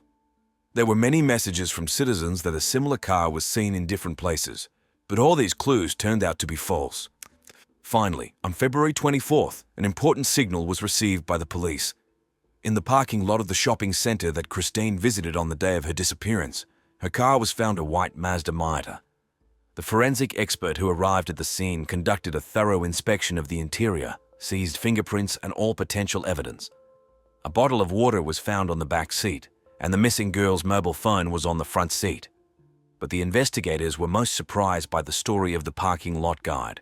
The man recalled a strange incident related to this car. The car drove into the spot at 17:45, although it was reserved for another client. Some man got out of the car who, upon hearing the guard's remark, behaved extremely aggressively. The stranger threw the car keys at the guard and left without any explanation. There was no one in the cabin at that time. Unfortunately, there were no surveillance cameras in the parking lot, so it was not possible to see the driver. Having no clues, the detectives decided to return to the analysis of Christine's purchases on the day of her disappearance. What they found shocked the investigators. On the eve of her disappearance, the girl bought clothes that exactly matched the description provided by Susan. When inviting the woman to the casting, Victor asked her to wear an extremely short black mini skirt, a white blouse, stockings, and shoes. It was these very items that were paid for with Christine's credit card. The police ruled out the possibility of a simple coincidence. It seemed that the girl had fallen for the bait of a fraudster whose true motives remained a mystery. Christine repeated Susan's fate. Only the latter was lucky to have an escort in the form of her husband. Unfortunately, no information about the mysterious Victor could be found, and law enforcement officers were at an impasse. They turned to Christine's roommates again. The girls recalled that the missing woman was indeed going to some kind of casting, but they could not provide any details. During the conversation, they managed to remember that the audition was definitely related to a James Bond movie. According to them, Christine was extremely excited on the eve of the event. The description of her outfit, a blouse and a miniskirt in which she left the house, completely coincided with the officers' fears. Christine was very afraid of being late for the casting scheduled for 17:30. She was wearing the exact revealing clothes that the villain had asked Susan to wear, and possibly Christine herself. Detectives continued to review the surveillance camera footage over and over again, hoping to find Victor. Eventually, they managed to spot the right man in the store where the employees mentioned him. However, the video quality was so low that it was impossible to make out facial features. Still, it was at least some kind of lead. Using eyewitness testimony, investigators were able to compile an approximate portrait of the suspect. By February 26th, a sketch of the main suspect in the disappearance of the young beauty was created. One of the experienced detectives, having familiarized himself with the case materials, recognized Victor Paleologus in it, who had been released on parole very recently, on January 20th, 23. In the past, the man had already been convicted of a sexual crime. Among the episodes of his rich criminal past, There was a case when he lured a woman named Christine Kludgian to his apartment in a similar manner. After inviting her to a supposedly noisy party with celebrities, Victor met the victim in an empty, quiet house. There he began to harass the guest, and when she resisted, he attacked her. The attacker used a rope, strangled Christine with it, and then tried to tie the woman up for violence. But the victim had enough strength to break free, run out of the apartment, and call the neighbors for help. Victor Paleologos used the same scheme, luring victims with promises of casting or invitations to parties. This technique worked flawlessly, especially near the Walk of Fame. Many girls came to Los Angeles in search of fulfilling their Hollywood dream, and villains like Victor took advantage of this. For the first attack on a girl, Paleologos got off with only a suspended sentence. Later, there was an attempt to dishonor Katie DeBiono in 1998. Then he called himself Brian, a movie producer. For this crime, he was punished with a minimum term. There was reason to believe that Victor was also involved in embezzlement of funds in the company where he previously worked. In addition, the police identified many other victims, women whom Paleologos tried to use. However, all the statements of the victims were ignored by law enforcement officers due to lack of evidence. Once Victor broke into the house of his ex-girlfriend. Although he did not manage to bring his criminal intent to the end, the man still stole money and jewelry from the home. And even for this act, he got off with only a suspended sentence. Later, an even more serious case occurred. Victor lured a girl named Heather into a trap. As always, he incited her to dress in a seductive manner. It seems that this particular appearance of the victim excited him the most. Then Paleologos tried to tie the girl up in order to get intimate, but Heather miraculously managed to break free. Somehow she managed to push the attacker away with the sharp heel of her shoe. These precious seconds allowed her to run out of the trap and hide in her own car. The girl filed a statement against the offender. For this crime, Victor received 2 years in prison, but was released on parole on January 20th, 2003. This happened just 3 weeks before Christine's disappearance. It seems that once at liberty, the repeat offender took up the old. By the time the police got on the trail of Paleologos, he had already been arrested. This time he stole a BMW X5 in Beverly Hills and tried to sell the car with forged documents. The detainee was found to have a wallet with a whole bunch of stolen IDs, credit cards, and other documents. Victor perfectly matched the type of criminal involved in Christine's disappearance. His handwriting completely coincided with what was known to the investigation. All the facts pointed to Paleologos, so the detectives decided to show his photo to Susan, who avoided the attack thanks to the intervention of her husband. At the police station, Susan unhesitatingly pointed to Victor's photograph among other pictures. Later, during the identification procedure, she again unmistakably identified him, noting that she immediately recognized the man, despite obvious attempts to change his appearance.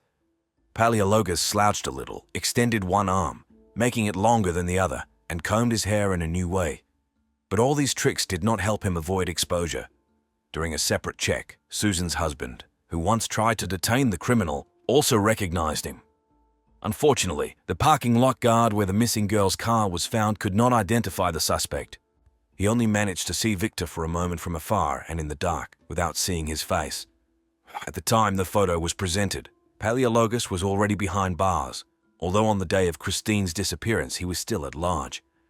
During the interrogation, the suspect denied any involvement in the girl's disappearance and flatly refused to admit the fact of communicating with Susan, despite the presence of irrefutable evidence to the contrary. Victor refused to testify without a lawyer, explaining this by his recent parole and fears that he was being framed. So the detectives continued to collect evidence against him. Soon a new witness came forward, a realtor who had been working with Victor for the last few weeks and noticed some oddities in his behavior. Paleologos was looking through a real estate agent for a house worth up to $700,000. They inspected several properties every day, when suddenly a message came about the disappearance of documents and keys from one of the houses. Then the realtor did not even suspect that his client could be involved in this. But as soon as he saw Victor's photo in the news summary, everything fell into place. The witness also identified the suspect. According to him, their last meeting took place just a day before Christine's disappearance. Then Victor behaved strangely. He was somewhat nervous. In one of the inspected houses, he went to the toilet and began to shout loudly from there, allegedly checking the quality of sound insulation. The police suggested that this way the man could look for a place for his criminal actions, where the screams of the victims would remain unheard. Detectives examined all the houses that Paleologos visited. They paid special attention to the object that so intrigued the suspect. Interestingly, this dwelling was located in the same area where Christine's mobile phone signal was last recorded. Investigators literally turned the house upside down, looking for at least some evidence of Victor's involvement in the girl's disappearance or her possible body, but found nothing. Meanwhile, searches continued in Paleologos' apartment. Photos of women in clothes that the suspect seemed to especially like were found on his computer. A short skirt, a white blouse, stockings, and high-heeled shoes. It had been 12 days since the start of the investigation, but the missing girl's family still cherished the hope of Christine returning home alive. Victor continued to deny everything and was in no hurry to share any information with the police. He only confirmed the fact of meeting the girl, after which, according to him, they went their separate ways and he did not see her again. Victor Paleologos was born in 1962 in Pennsylvania into an ordinary family. He was the youngest of 5 brothers. The man graduated from college with a bachelor's degree, after which he entered graduate school in Los Angeles. From 1990 to 1993, he was married. Interestingly, some facts indicated that in 1991 Victor could have tried to poison his wife when she filed a statement against him. All of Paleologos' attempts to organize his own restaurant business failed. It seemed that this was a world-weary loser who had slipped into a life of crime. It seems that Victor's fetish for beautiful women forced him to cross a dangerous line, and he began to attack them for the purpose of intimacy and sexual gratification. Regarding the evening of Christine's disappearance, Paleologos, together with his lawyer, provided an alibi. Allegedly, Victor had dinner with an acquaintance in a restaurant. This information was indeed confirmed, but law enforcement officers understood that despite this, the man still had enough time to play out another criminal drama and kidnap a new victim. On March 1st, another witness called the police. According to his statement, on February 15th, he saw the missing girl. She stopped near his house in search of some mansion that resembled a castle. The man could not help her because he himself did not know where this building was located. Instead, his wife, hearing their conversation, told Christine the direction. The incident occurred around 1730. Now it became clear for what purpose the girl dialed the number of the directory service 411. She needed navigation to a building that looked like a castle. Investigators had a new lead. Moreover, it was in such a house that Victor checked the quality of sound insulation. Everything pointed to him. While the detectives were working with this data, a new event occurred. On March 3rd, 2003, 4 teenage friends were walking through the Hollywood Hills, admiring the picturesque panorama of Los Angeles. Suddenly, one of the guys, approaching the edge of a cliff, noticed some strange object below, 100 meters from him. At first, the young men thought it was a mannequin. They tried to go down to take a closer look at the find, but could not overcome the entire distance. However, this was enough to understand that it was a human body. The frightened guys for a long time could not decide what to do next, because none of them took a mobile phone with them. Eventually, they went to the police station. On the way, the teenagers met a woman who was walking dogs and told her about the horrendous find. She approached the body to make sure the guys were not mistaken. The victim was wearing a gray hooded sweatshirt. Her legs were tied and wrapped in blue fabric. The hands of the deceased were behind her back, and a hairband was on her right wrist. Below the waist, tattered stockings were visible. Frightened by what she saw, the woman called the police. Soon, law enforcement officers and rescuers arrived at the scene. They had to sweat a lot to get the mutilated body from the hard-to-reach area. Obviously, the criminal hoped that his victim would never be found here. Perhaps this would have happened if it were not for the quick-witted teenagers who accidentally wandered into this deserted area. The forensic expert identified the deceased as the missing Christine Johnson. Her body was found not far from the house that Victor liked so much during the real estate viewing with the realtor. The girl's parents were immediately informed about the tragic news, who could not believe the reality of what had happened and did not hold back their despair over the loss of their daughter. Christine's entire body was covered with bruises and scratches, indicating desperate attempts to resist. The corpse was in a terrible condition and had time to undergo significant putrefactive changes, lying under the scorching sun for more than 1 day. In addition, it rained 1 day. The face was especially disfigured, which was facilitated by both numerous injuries and the unnatural position of the deceased's body with her head lowered. Someone tore off the girl's ear. The expert also noted large bruises on Christine's head and neck, which indicated a traumatic brain injury and strangulation. Initially, this was recognized as the cause of death. but soon even more horrific details were clarified. Investigators had no doubt that it was Victor Paleologos who was involved in the murder of Christine Johnson. However, it was necessary to prove that at the time of the girl's death, the suspect did not have an alibi. For this purpose, the detectives went to Jodi, an acquaintance with whom Victor allegedly had dinner that fatal evening. But it turned out that in fact it was not a friend, but a casual acquaintance. During a thorough interrogation, the man admitted that he and Victor had agreed to meet much later than the incident with Christine occurred. According to Jodi, they met Paleologos only the day before. On February 15th, Victor was late for the meeting, arriving around midnight, although they initially planned to meet much earlier. The suspect's face had fresh scratches, which he explained as an accidental injury during the move. The police step-by-step recreated the probable sequence of events that preceded the disappearance of Christine Johnson. According to the investigation, the criminal noticed a beautiful young girl in a shopping center where he often hunted for victims and decided to act according to the usual scenario. He introduced himself as a film industry worker and offered Christine to audition for the role of James Bond's girl. Victor was remarkably convincing. Acting according to a well-established scheme, he showered the girl with compliments, assuring that she was perfect for this role. Given Christine's youth and ambitions, she believed the villain and could not refuse the tempting offer. Paleologos scheduled a meeting in one of the houses that he recently inspected with a realtor, explaining that this was where the audition would take place. Christine, somewhere deep down suspecting a trap, still prepared for the casting and dressed the way Victor asked. She arrived at the place with a slight delay, as she got lost on the way and contacted the directory service. This is how the girl found herself in the clutches of a deadly trap from which she never got out. During the meeting, Christine became a victim of Victor's harassment, but desperately resisted and even managed to scratch his face. But she had nowhere to run, and the physically stronger man quickly overcame the resistance. Paleologos dishonored the helpless girl and then killed her to get rid of an unwanted witness. First, he hit her on the head and strangled her, and only then threw the mutilated body into the Hollywood Hills. But the most terrible thing was that the traumatic brain injury and strangulation did not lead to Christine's instant death. The girl only lost consciousness, and the inhuman Victor mistook it for death. By throwing the body off a cliff, he doomed the victim to a slow and painful death. Christine, having fallen from a considerable height, received numerous fractures and internal injuries.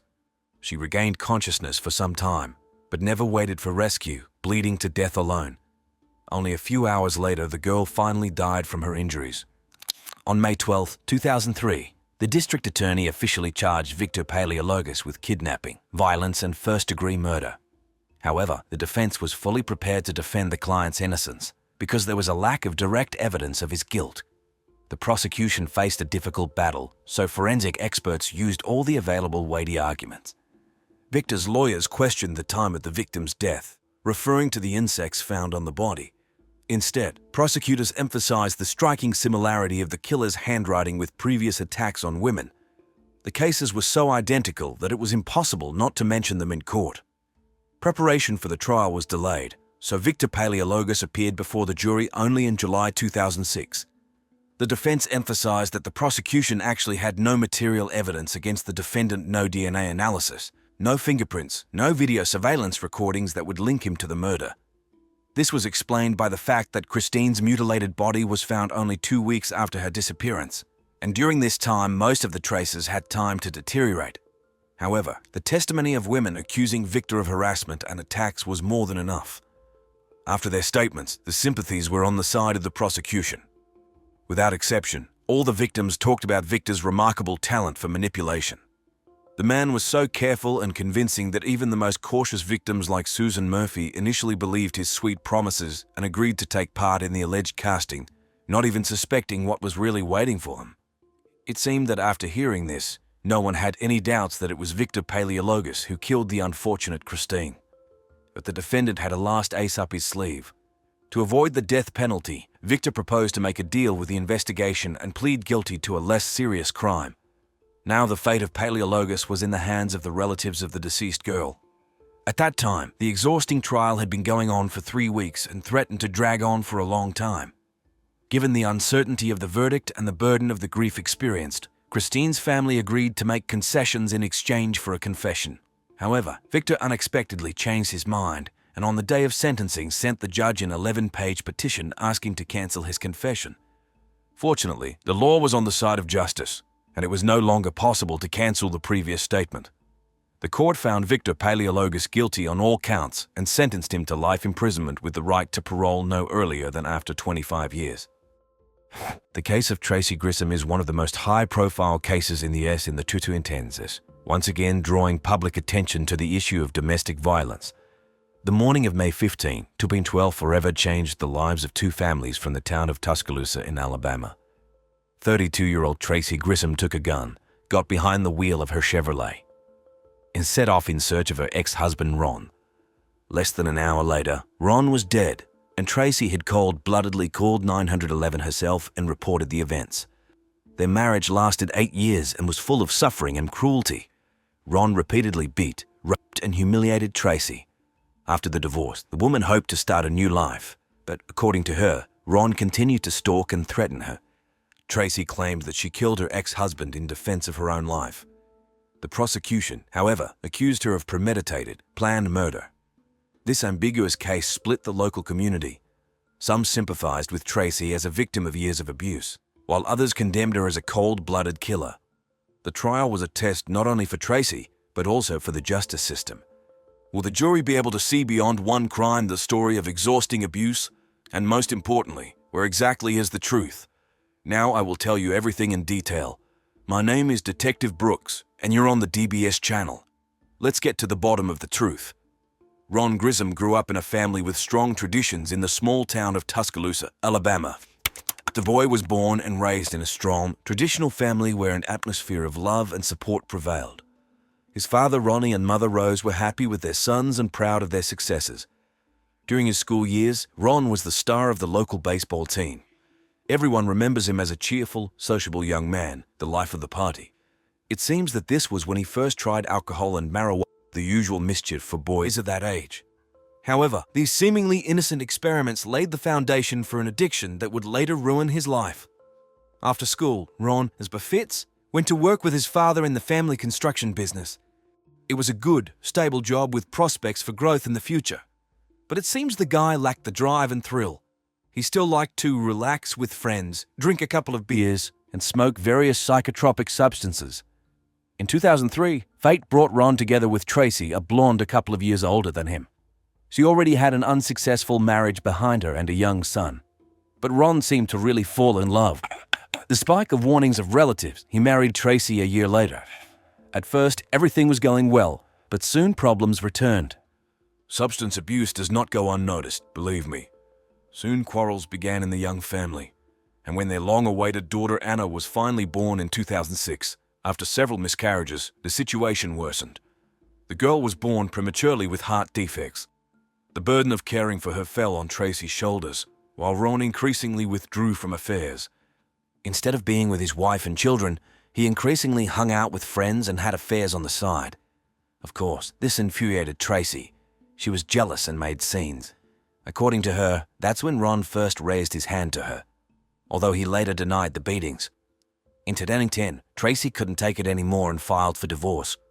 It would seem that now Ron had a chance to start all over again, to become a better father to Anna. But no, the ex-wife claims that he still broke into her house, threatened and abused her. Even after the official dissolution of the marriage in 2011, Ron allegedly did not leave Tracy alone. Of course, the man denied all accusations. He said that these were Tracy's fabrications, a way to take revenge on him. He returned to live with his parents, worked in their firm, and tried to get his life back on track. Now let's get to know the other key figure in this tragic story better, Tracy Grissom. The woman was born on November 24, 1976 in the small town of Northport, Alabama. She was the only child of Mike Hennigan, a Vietnam War veteran, and his wife Diane. I suppose her father saw in his daughter the embodiment of his unfulfilled dreams and had high hopes for her future. Tracy grew up to be an active, purposeful girl. She did well in school, played sports, and dreamed of someday mastering the noble profession of a nurse. Everything was going well, and it seemed that a worthy career and a quiet life awaited her.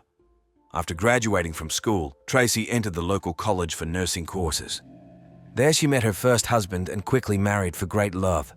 But family idyll did not last long. In 2001, when their little son James was born, the relationship had already cracked. A couple of years later, The marriage finally fell apart, and Tracy was left alone with a child in her arms. You know, perhaps it was then that despair settled in the heart of the young woman. After all, she so longed to find a reliable male shoulder, a loving father for her boy, and then, as luck would have it, fate gives her a second chance, a meeting with Ron Grissom at a party in 2003. Ron was younger than Tracy, but his sincere care for little James melted her heart. A year later, they were married. But dreams of a cozy family crashed again against the harsh reality. Shortly after the wedding, it turned out that Ron had problems with illicit substances. Tracy did not tolerate this, and conflicts began. The birth of their long-awaited daughter Anna in 26 brought the couple together for a while. But the girl was born prematurely, with poor health. The burden of caring for her fell on Tracy. The husband not only did not help, he increasingly plunged into bad habits and behaved aggressively. According to Tracy, from 29, Ron constantly humiliated her, raised his hand to her. It happened that during quarrels, the woman suffered such beatings that she had to make up stories to colleagues about accidental falls down the stairs. I can imagine how unbearable it was for her to hide the bruises under a layer of foundation and pretend that everything was fine. In 2010, Tracy's patience snapped and she filed for divorce. Unfortunately, even after the breakup, the nightmare did not end. From then on, according to Tracy, her life turned into sheer hell. She was afraid to leave the house, suffered from constant anxiety and nightmares. She turned to the police for help, but to no avail. She had to rely only on herself. So the woman bought a gun so, in her opinion, she could protect herself and her children from her furious ex-husband. So, Tracy and Ron's marriage, which lasted 8 long years, was more like hell than a union of 2 loving hearts. Tracy's story paints a horrifying picture. For years, her husband subjected her to inhuman abuse. Beatings, forced sex, death threats. It seems that Ron did not disdain any way to humiliate and intimidate his wife. It was especially scary when he was pumped up with various psychotropic substances or alcohol. At first, Tracy tried to fight. She called the police twice, ran to relatives, but each time, under pressure from Ron, she withdrew her statements. And in return, she received even more brutal punishments from her sadistic husband. Eventually, the woman found herself in a vicious circle of fear from which she saw no way out. She lived as if on a powder keg, expecting a new outbreak of violence at any moment. The last straw, according to Tracy, was a horrific incident in November 2010. Ron broke into her house in the middle of the night, beat her, raped her, and left her unconscious on the bathroom floor. This time, Tracy firmly decided enough is enough. The next day, she went to the hospital and documented all the wounds and bruises. And then she filed an official report with the police, hoping that the abuser would be brought to justice. But the wheels of justice turned slowly. Ron was detained but released on bail. He was forbidden to approach Tracy, but how can that stop an enraged abuser? He violated the ban again and again, came demanding to see his daughter. And it is noteworthy that Ron's parents and friends did not believe in his guilt and supported him in every possible way.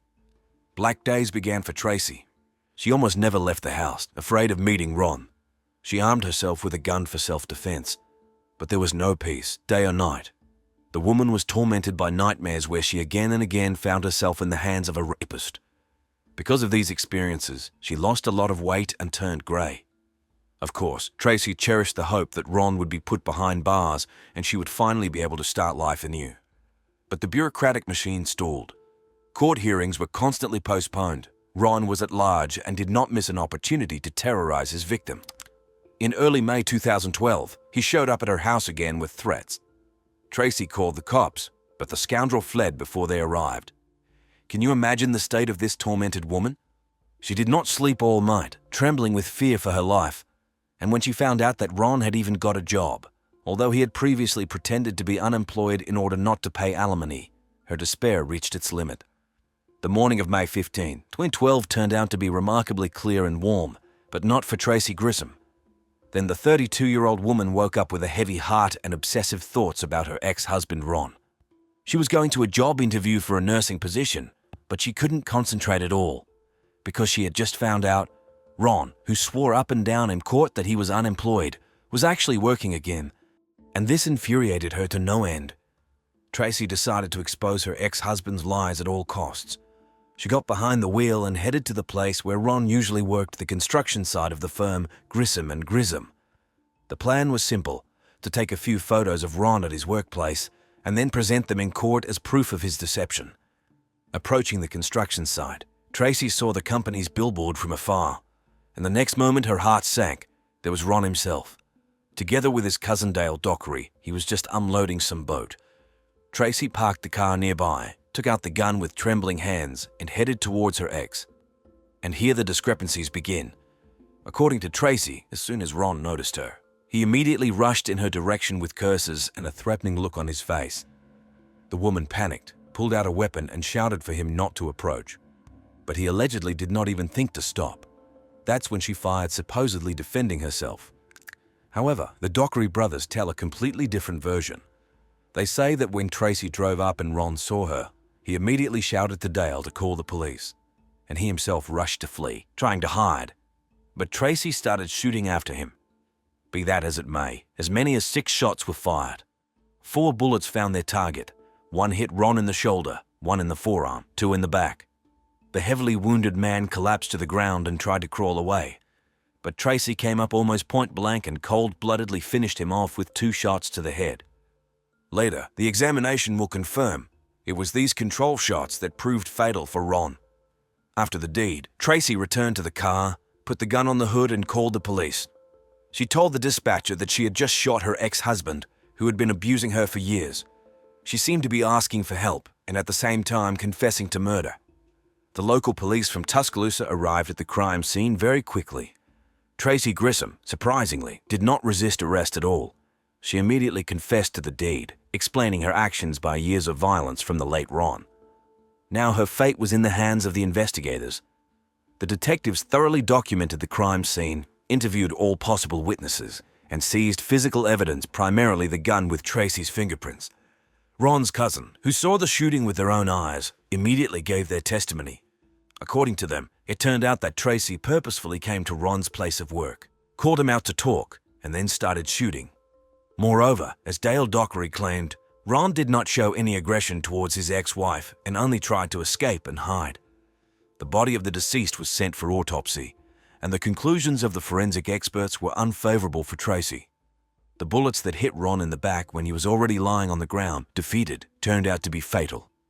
These facts clearly did not fit with Tracy's version of self-defense. Rather, they indicated that she had arrived at the meeting with the clear intention to kill her ex-spouse. However, during interrogations, Tracy remained surprisingly calm and consistent. Slowly, in detail, she retold the investigators about the years of suffering she had to endure with Ron. She recalled constant beatings, humiliation, rape. She emphasized that her ex-husband terrorized her even after the divorce, not allowing her to live a normal life. However, the investigation also had other testimonies. Ron's relatives and friends unanimously claimed that recently he had avoided any contact with Tracy, that it was she who constantly pursued him, called him, came to his home and work, made jealous scenes and provoked quarrels. They say that Ron was desperately trying to start life from scratch, and then such a tragedy. Moreover, the detectives did not find any evidence of Ron's visit to Tracy's home on the eve of the murder, which she spoke about. The neighbors interviewed heard and saw nothing of the kind. The surveillance camera recordings also did not record anything suspicious. On the other hand, the ex-wife found several witnesses ready to confirm her words. In particular, her friend Lauren Richards said that Tracy had come to her more than once during that period, hiding from Ron, and Lauren saw with her own eyes numerous bruises and wounds on her friend's body. But as it turned out, all these testimonies concerned events that had happened several years ago. The investigators did not find any evidence that Ron had abused Tracy during the last months before the murder. Instead, their attention was drawn to one strange fact. It turns out that Tracy had a valid life insurance policy on her ex-husband and regularly paid the premiums. Although usually divorced couples terminate such policies. But the most interesting thing is different.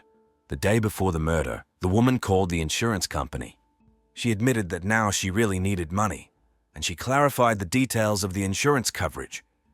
Having weighed all the collected facts and testimonies, the prosecutor's office of the district qualified Tracy Grissom's actions as premeditated murder in the first degree. The woman, who allegedly only sought to protect herself from a domestic tyrant, now faced a serious term up to life imprisonment, and only the decision of the jury would determine whether her reprisal against Ron was justified. My God, what drove her to such a desperate act? And was self-defense really the only motive? What other secrets does this horrific story of family hell hide? The case was heard in the Circuit Court of Tuscaloosa, Alabama, and attracted considerable attention from the public and the press. No wonder. After all, the defendant's bench was occupied by a victim of domestic violence who took justice into her own hands. In August 2014, after 2 years of investigation, Tracy finally appeared in court. The small courtroom could barely accommodate all those who wanted to see the defendant with their own eyes. There were relatives of the deceased Ron, friends of Tracy, and just concerned townspeople. And where would we be without reporters who were literally hunting for sensational details? And finally, Tracy is brought into the hall. Pale, emaciated, she barely stands on her feet. She sits down next to her lawyer Warren Freeman, who until the last moment hopes to mitigate the charges. Maybe, instead of intentional murder, it will be possible to prove unintentional, committed in the heat of passion. But we're there. The prosecutor is adamant. Tracy Grissom must answer under the most serious article. The defense strategy is based on evidence of years of violence that Tracy had to endure from her late husband.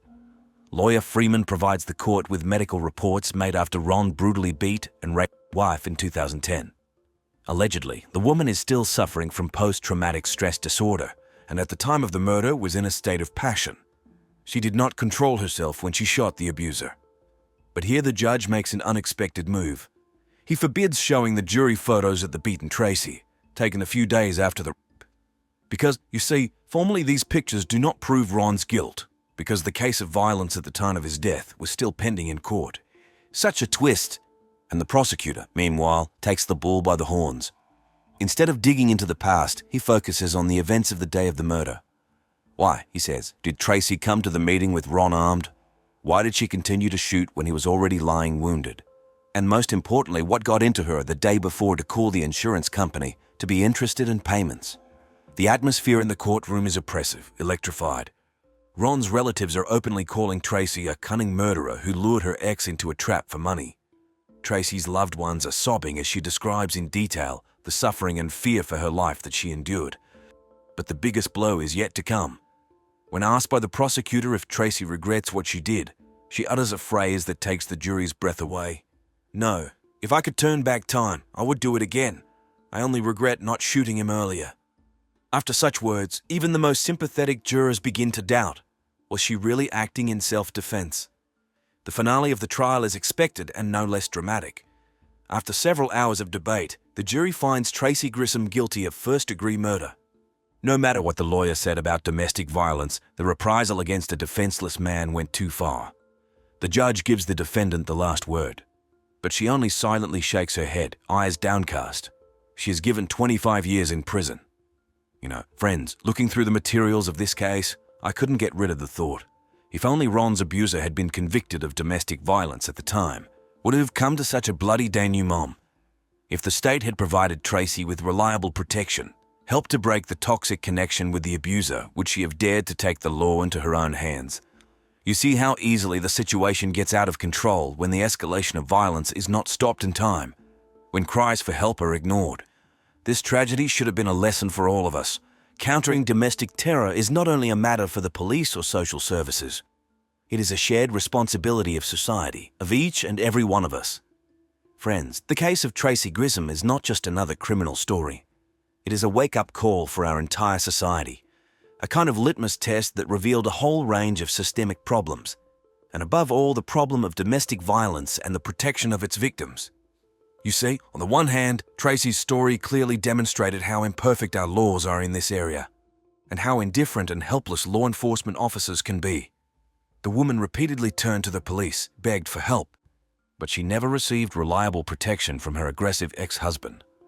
The system seemed to ignore her suffering, shrugging off her cries for help, and as a result, here you have a bloody denouement. On the other hand, this high-profile case clearly showed even the hell of domestic terror cannot be a justification for lynching.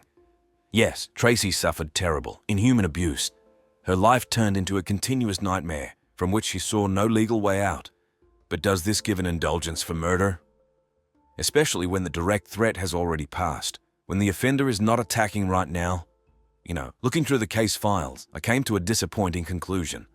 At the moment when the bullets were hitting Ron Grissom, Tracy was not defending her life. She was committing a brutal reprisal, And no matter how painful it is to admit it, the law is not on her side here. The verdict, 25 years behind bars, came like a bolt from the blue for Tracy's relatives and the concerned public. Everyone who had even a little sympathy for this suffering woman was shocked and outraged. Here is her friend Lauren from TV screens cursing the court for callousness and formalism. They say if they had seen all those horrific proofs of torture, their hand would not have risen to condemn the victim so. But unfortunately, from the point of view of law, everything was cast iron. Tracy's case instantly became the main topic of discussion throughout the country. Talk shows, documentaries, newspaper pages, everywhere there was only talk about the fate of this fragile woman. And you know, it's good, because finally they started talking out loud about the hushed-up trouble about domestic violence and the helplessness of its victims. Society, as if by the wave of a magic wand, split into two camps. Some sincerely sympathized with Tracy, called her sentence a social injustice, demanded a review of the case. Others approved of the severity of the judges. They say that nothing, not even years of torture, gives the right to punish and pardon with one's own hand. The law is the law. By the way, Tracy herself did not accept it either.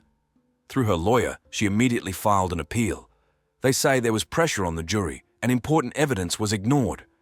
Unfortunately, as we know, all these attempts were in vain.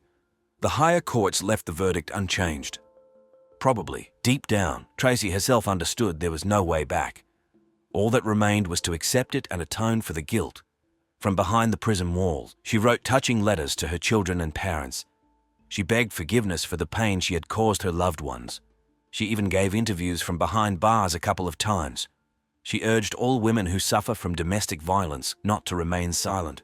She said, "Shout at the top of your voice, don't be afraid.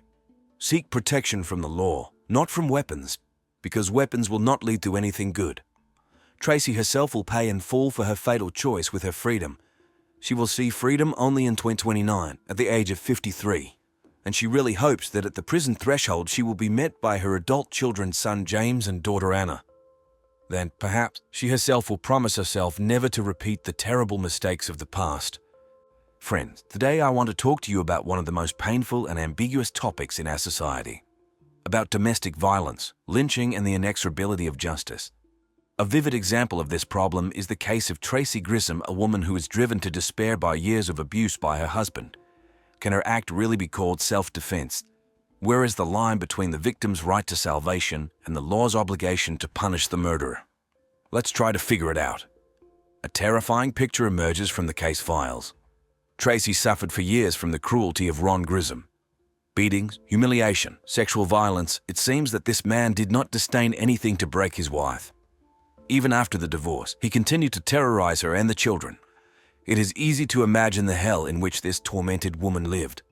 At some point, she probably really believed, Ron will not calm down until he kills her or someone close to her.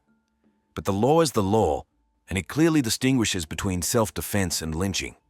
Here I must agree with the conclusions of the investigation. The circumstances of Ron's murder in particular. The control shots into a motionless body do not at all fall under the definition of necessary defense. Tracy clearly crossed the line beyond which fear for one's own life becomes a thirst for reprisal, and no matter how painful it is for us to admit it, according to the letter of the law, she deserved the sentence.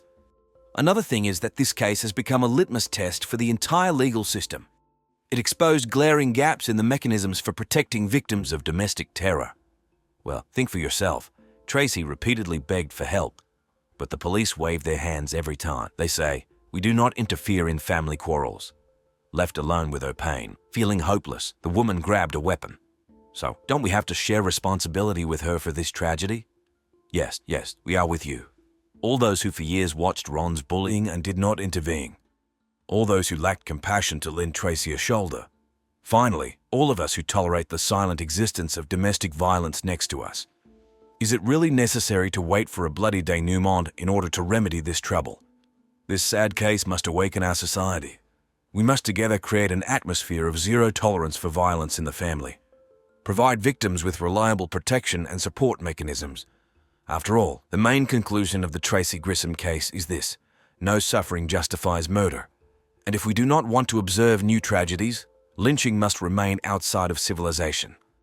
Love is an incredibly complex feeling that can cloud the mind so intensely that it sometimes poses a serious threat to one's life.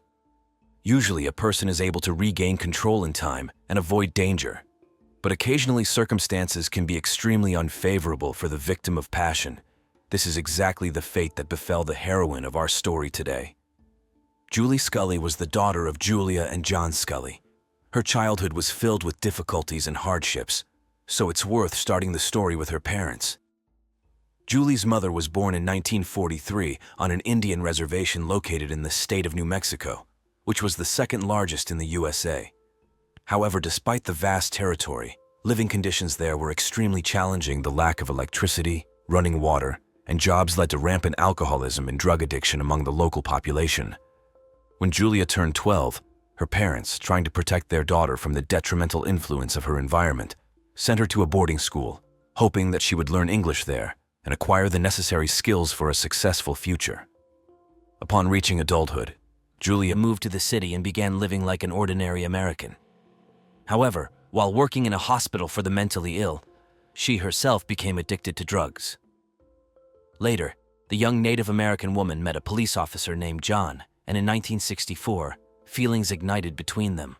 Just 2 days before their one-year anniversary, on July 2, 1965, the couple got married.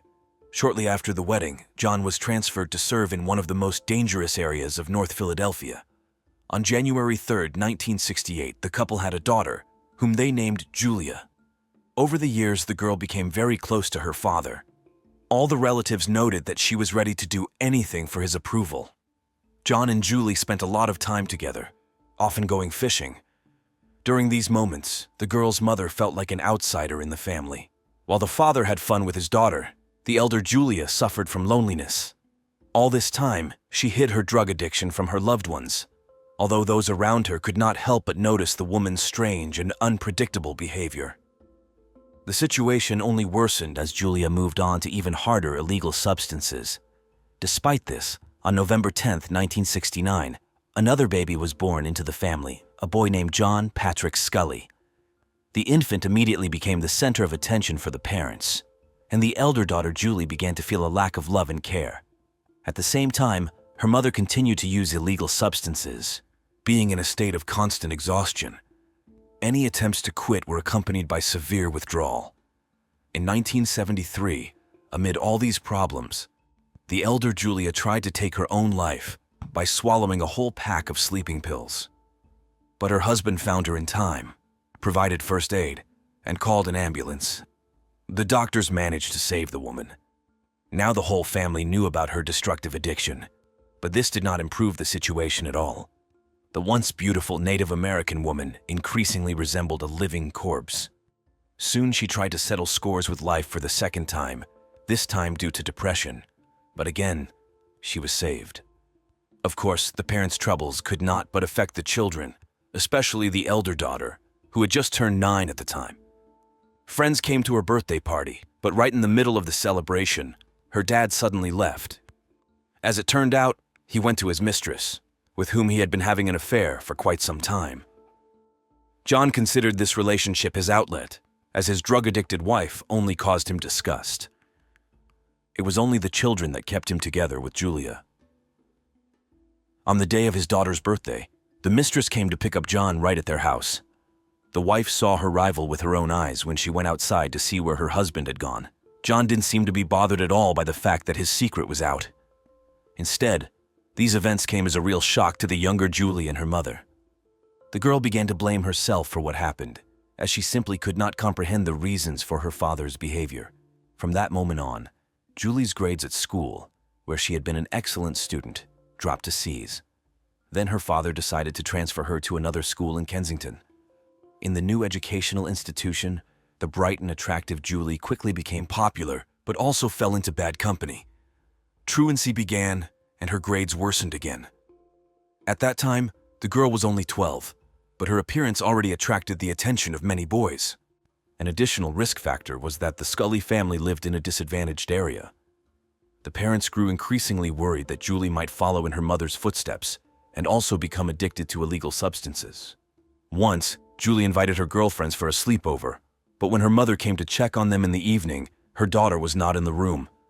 The girls had simply run off to have fun, The frightened woman immediately called the police, and law enforcement officers eventually managed to find the schoolgirls in downtown Philadelphia. After this incident, the relationship between Julie and her mother became even more strained. Constant conflicts and quarrels turned into a common occurrence. The girl's rebellious spirit grew stronger, even affecting her relationship with her father. But since John was a cop, he always knew where and with whom his daughter was spending time. Noticing that his wife was not coping with raising the teenagers, the man decided to take custody of the children himself. The elder Julia was sent for treatment for drug addiction. While the mother was away from home, the atmosphere in the family was much calmer. Despite the younger Julie's sincere desire to please her father, youthful maximalism took over. The girl continued to spend a lot of time with friends, skipped school, and received poor grades. Upon learning about this, John became furious. At that time, Julie was 14 years old, and she directly told her father that she wanted to quit her studies. Perhaps such a protest was caused by a lack of parental attention and support.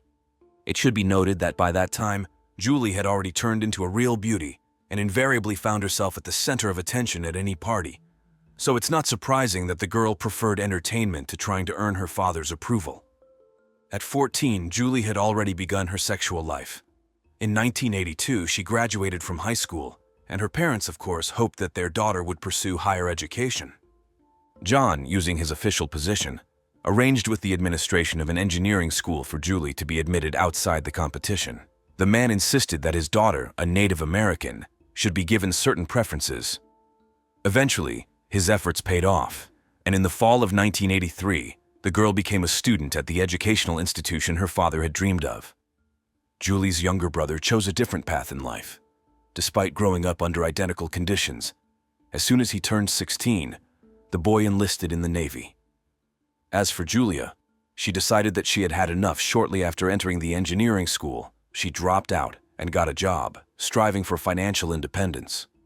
Around the same time, the girl started a romance with Neil Ziegler, who was 6 years older than her.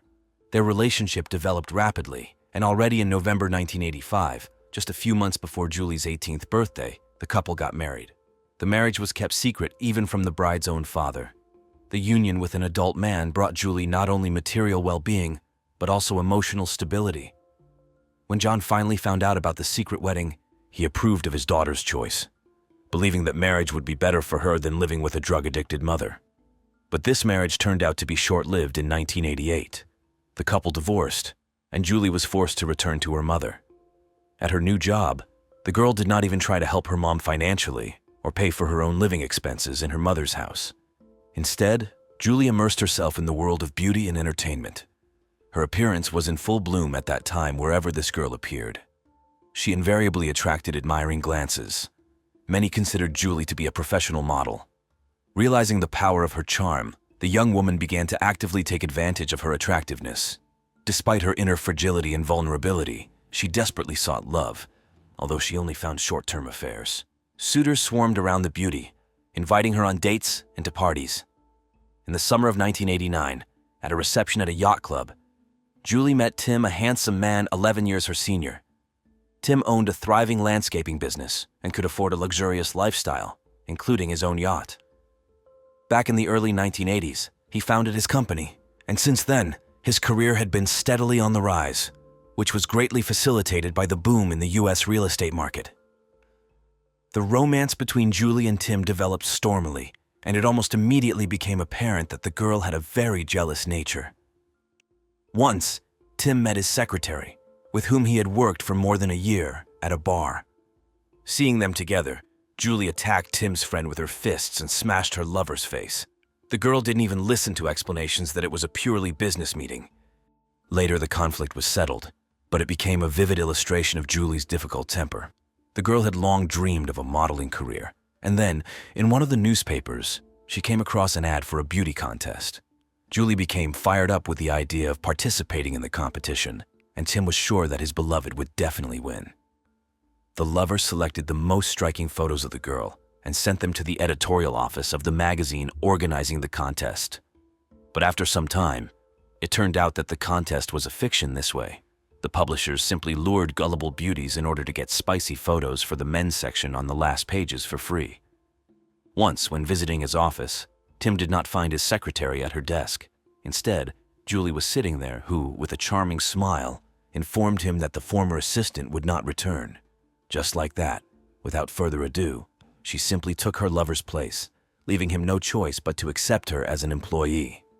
This clever maneuver allowed Julie to work remotely from home, and at the same time provided financial independence and freedom of action. All this time, Julie did not stop monitoring the mail, hoping to receive a response from the magazine holding the beauty contest. But the expected letter never came, and this infuriated the girl. When she finally realized that she would not be awarded any prizes, she decided to act radically. Julie burst right into the editor-in-chief's office, shaking with rage. She demanded an explanation for why she had not yet received the award for her victory. In the end, the editor accepted her photos and promised to publish them in the next issue. The girl blabbed to everyone about her triumph and began actively preparing for the upcoming contest, which indeed took place sometime later in a posh hotel. 12 finalists attended this beauty competition, including Julie. But despite all her efforts, the judging panel gave preference to other participants. Only one jury member voted for our heroine. However, even this unfortunate incident had its positive side. Julie made friends with an editor named Cheryl. It was thanks to this acquaintance that the girl's photo made it onto the magazine's cover and on billboards hung all over the city.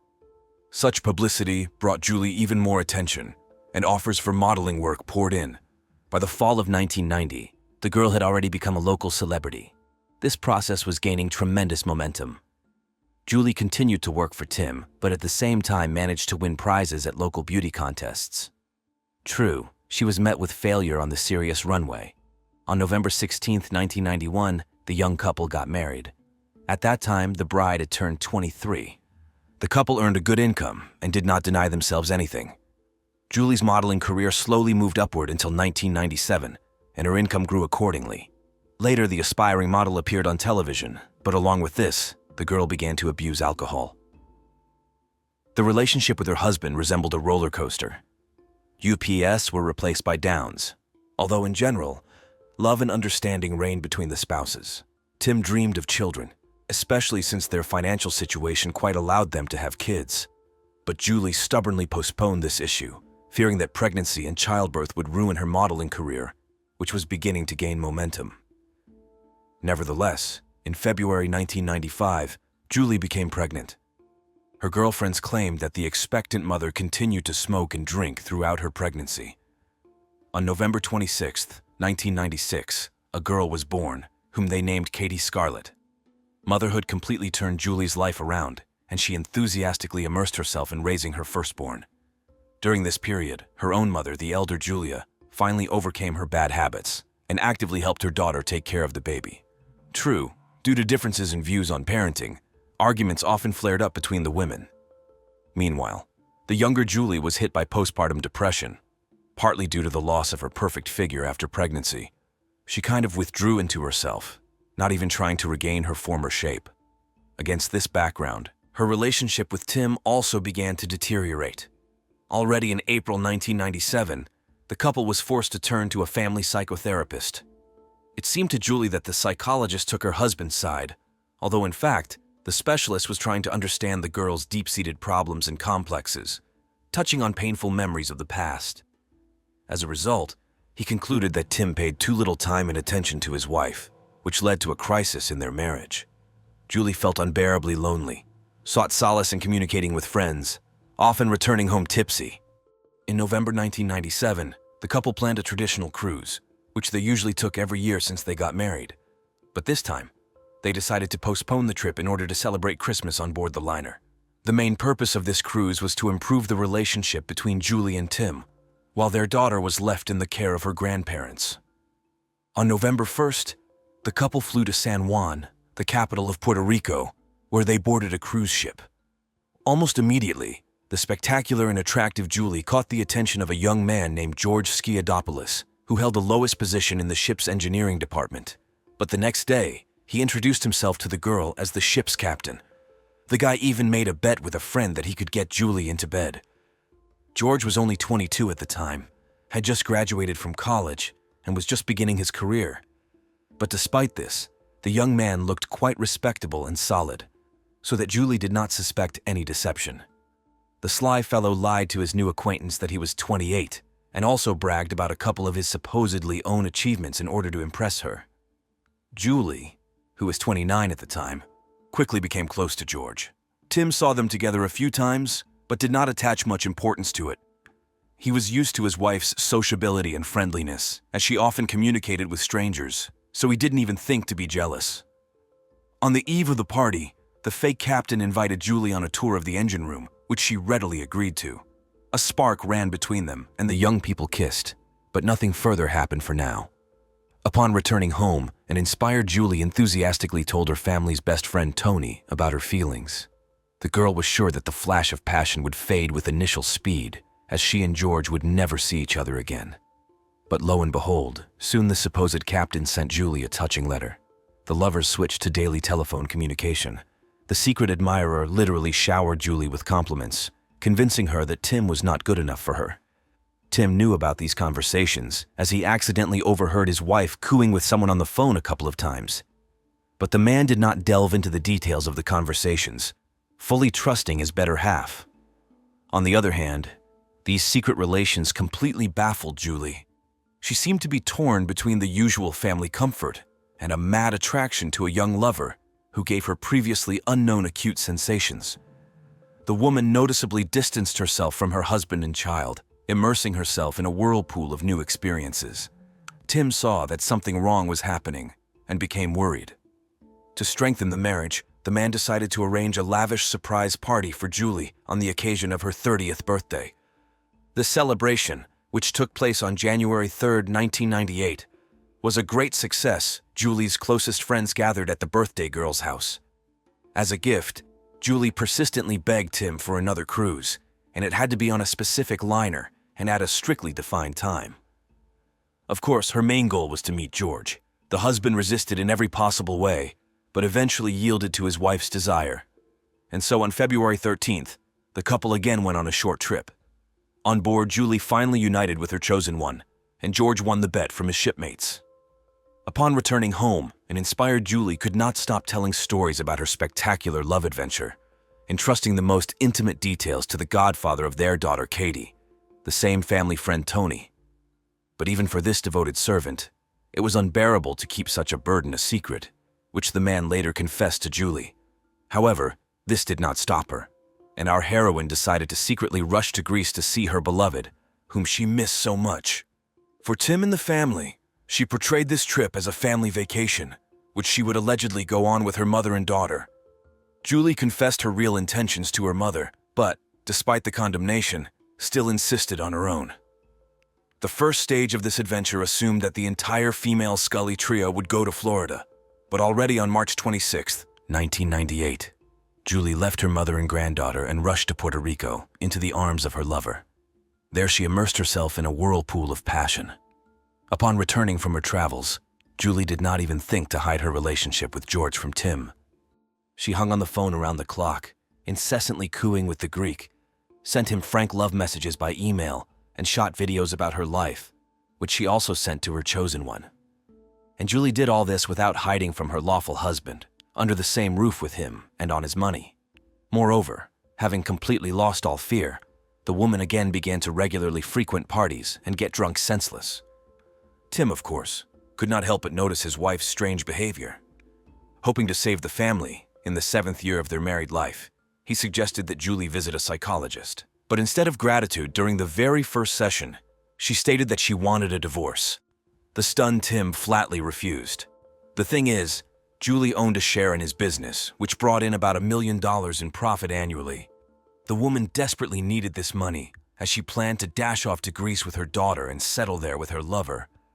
Meanwhile, George had to undergo compulsory 20-month military service. Julie was bending over backward to help him escape to the States and get a visa, but she no longer had the money for it. Against the backdrop of all these emotional upheavals, Miss Scully began taking antidepressants. When George found out about this, he became terribly angry, strictly forbidding his beloved to take any medications. To please her chosen one, Julie undertook to get in shape. Suffering from insomnia, the girl constantly took sleeping pills and other serious drugs. At the same time, Julie exhausted herself with workouts, losing about 10 kilograms.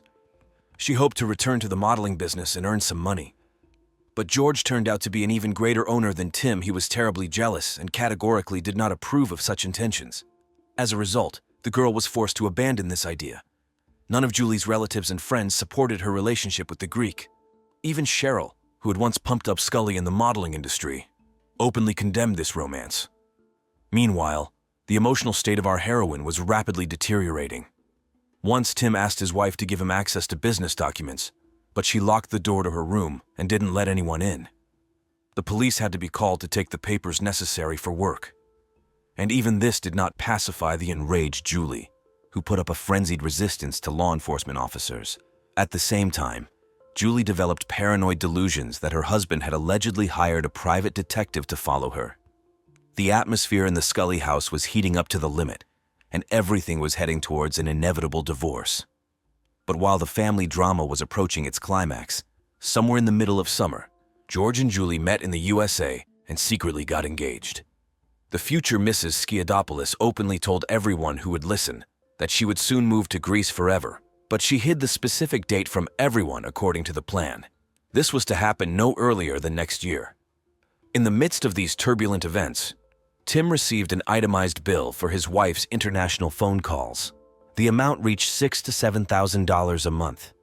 It was at that moment that the terrible truth finally dawned on the man. His wife was cheating on him with some ship engineer and had been maintaining contact with him behind her lawful husband's back for quite some time. The enraged Scully realized that he had had enough of feeding the ungrateful traitor, and he needed to get rid of all this lies as soon as possible and formalize the divorce. He frankly made all his claims to Julie. In response to the quite justified accusations, the offended wife stated that she was depriving Tim of the right to see his daughter. Julie dreamed of complete custody of Katie in order to go to another country with the little one without hindrance. Of course, these plans met with violent resistance from her husband. While the spouses were sorting out their relationship, a new interesting circumstance appeared. George informed his beloved that he was quitting his job and would personally come to visit her in New Jersey. Due to quarrels and conflicts with Tim, Julie reached the peak of an emotional crisis. The woman experienced inhuman stress, against the background of which she even began to lose her hair. But in Scully's clouded mind, all these troubles were explained solely by the forced separation from her beloved. At the same time, the girl rapidly developed paranoia. She was mortally jealous of George to all persons of the female sex without exception, and constantly demanded that her chosen one be in touch around the clock. But as soon as the Greek arrived in New Jersey, their crazy romance finally turned into complete madness. George, who had just lost his job, constantly asked Julie how much money she had and openly incited his beloved to the most ridiculous expenses. In order to somehow pacify the insatiable suitor, the woman began to borrow money from her own husband. At the same time, Julie completely stopped communicating with her young daughter and had not seen her for several weeks. All this drove Tim crazy resentment, and anger almost tore him apart from the inside. And George, as if mocking, constantly lied to Julie about his supposedly outstanding achievements and huge profits. The absurdity of the situation was that this skinny, miserable-looking, slicked-back Greek with rotten teeth did not at all resemble a wealthy, handsome man from the modeling business or an influential businessman. However, Julie's behavior was an even bigger surprise. The woman desperately loved the unprepossessing jester, groveled before him, and was ready to give up everything she had, without regret, for the sake of this insidious manipulator. Friends and family tried in every possible way to dissuade Scully from this outright madness. They sincerely could not understand how one could lose their head over an objectively unattractive, unemployed loser without certain life prospects, who was also known for his mendacity, jealousy, and propensity for violence. However, Julie seemed to have been seized by a love fever. She nurtured crazy plans about how she would spend all the money received after the divorce on an expensive hair transplant for her bald admirer, and then take care of his teeth. Tim, having learned about these wild plans of his wife, went berserk with rage. He was especially outraged by the fact that Julie was ready to involve their innocent daughter in this adventure. Scully threatened the traitor that in case Katie disappeared, he would personally see to it that the beloved daughter would never see her mother again. It seems that this promise somewhat cooled the ardor of the stubborn mistress. At least Julie herself began to tell her friends that her affair with the Greek was over. But it took only a few weeks before Scully once again dashed off with George to Greece, supposedly to test the strength of their feelings. During this trip, the woman met the pseudo-captain's parents and was completely delighted with them. It's just that, given the religiosity of her chosen one's family, Julie was forced to hide from her future relatives the existence of her daughter, her former marriage, and her modeling career. And upon returning home and from absolutely everyone else, Scully only dreamed of a life together with her beloved in fabulous Hellas. On December 6th, the day when Julie was to leave the house she still shared with Tim forever, the woman left her daughter in the care of her husband and moved to a hotel. There, Scully swallowed handfuls of psychotropic drugs and prepared to fly to Greece. Already on December 8, 1998, the lady who was head over heels in love landed in Athens. It was in this country that George and Julie planned to have a wedding and begin a new carefree life. Almost immediately after his beloved's arrival, the Greek persuaded her to open a joint bank account. Allegedly, his chosen one did not know the local language and in general was not very good with finances. Blinded by passion, Miss Scully unreservedly trusted her liberator. Without a shadow of a doubt, she put all her savings, $80,000 in cash, into their joint account. And Julie gave her beloved another $18,000 for minor household expenses. This money was the last funds that the woman had at her disposal at that time. And soon she simply disappeared without a trace.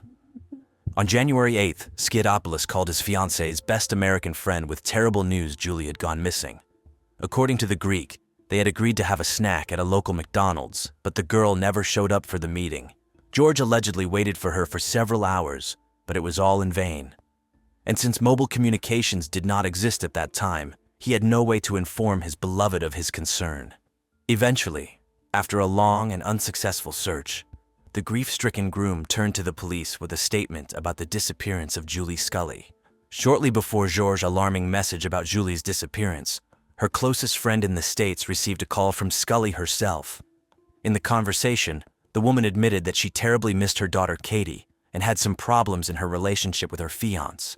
From what was said, the friend concluded that Julie was about to leave the Greek and should return home in the near future. However, time passed, but Mrs. Scully never appeared on the doorstep of her family home. Against this background, the news from George about her friend's mysterious disappearance caused sincere horror and concern. The pseudo-captain relayed that on the day of the disappearance, Julie left her passport in the car, which was later somehow confiscated by the police.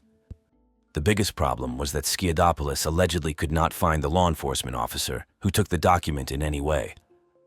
This whole story sounded extremely suspicious, so the friend eventually decided to call Tim Scully, who was the only one who could help sort out the situation.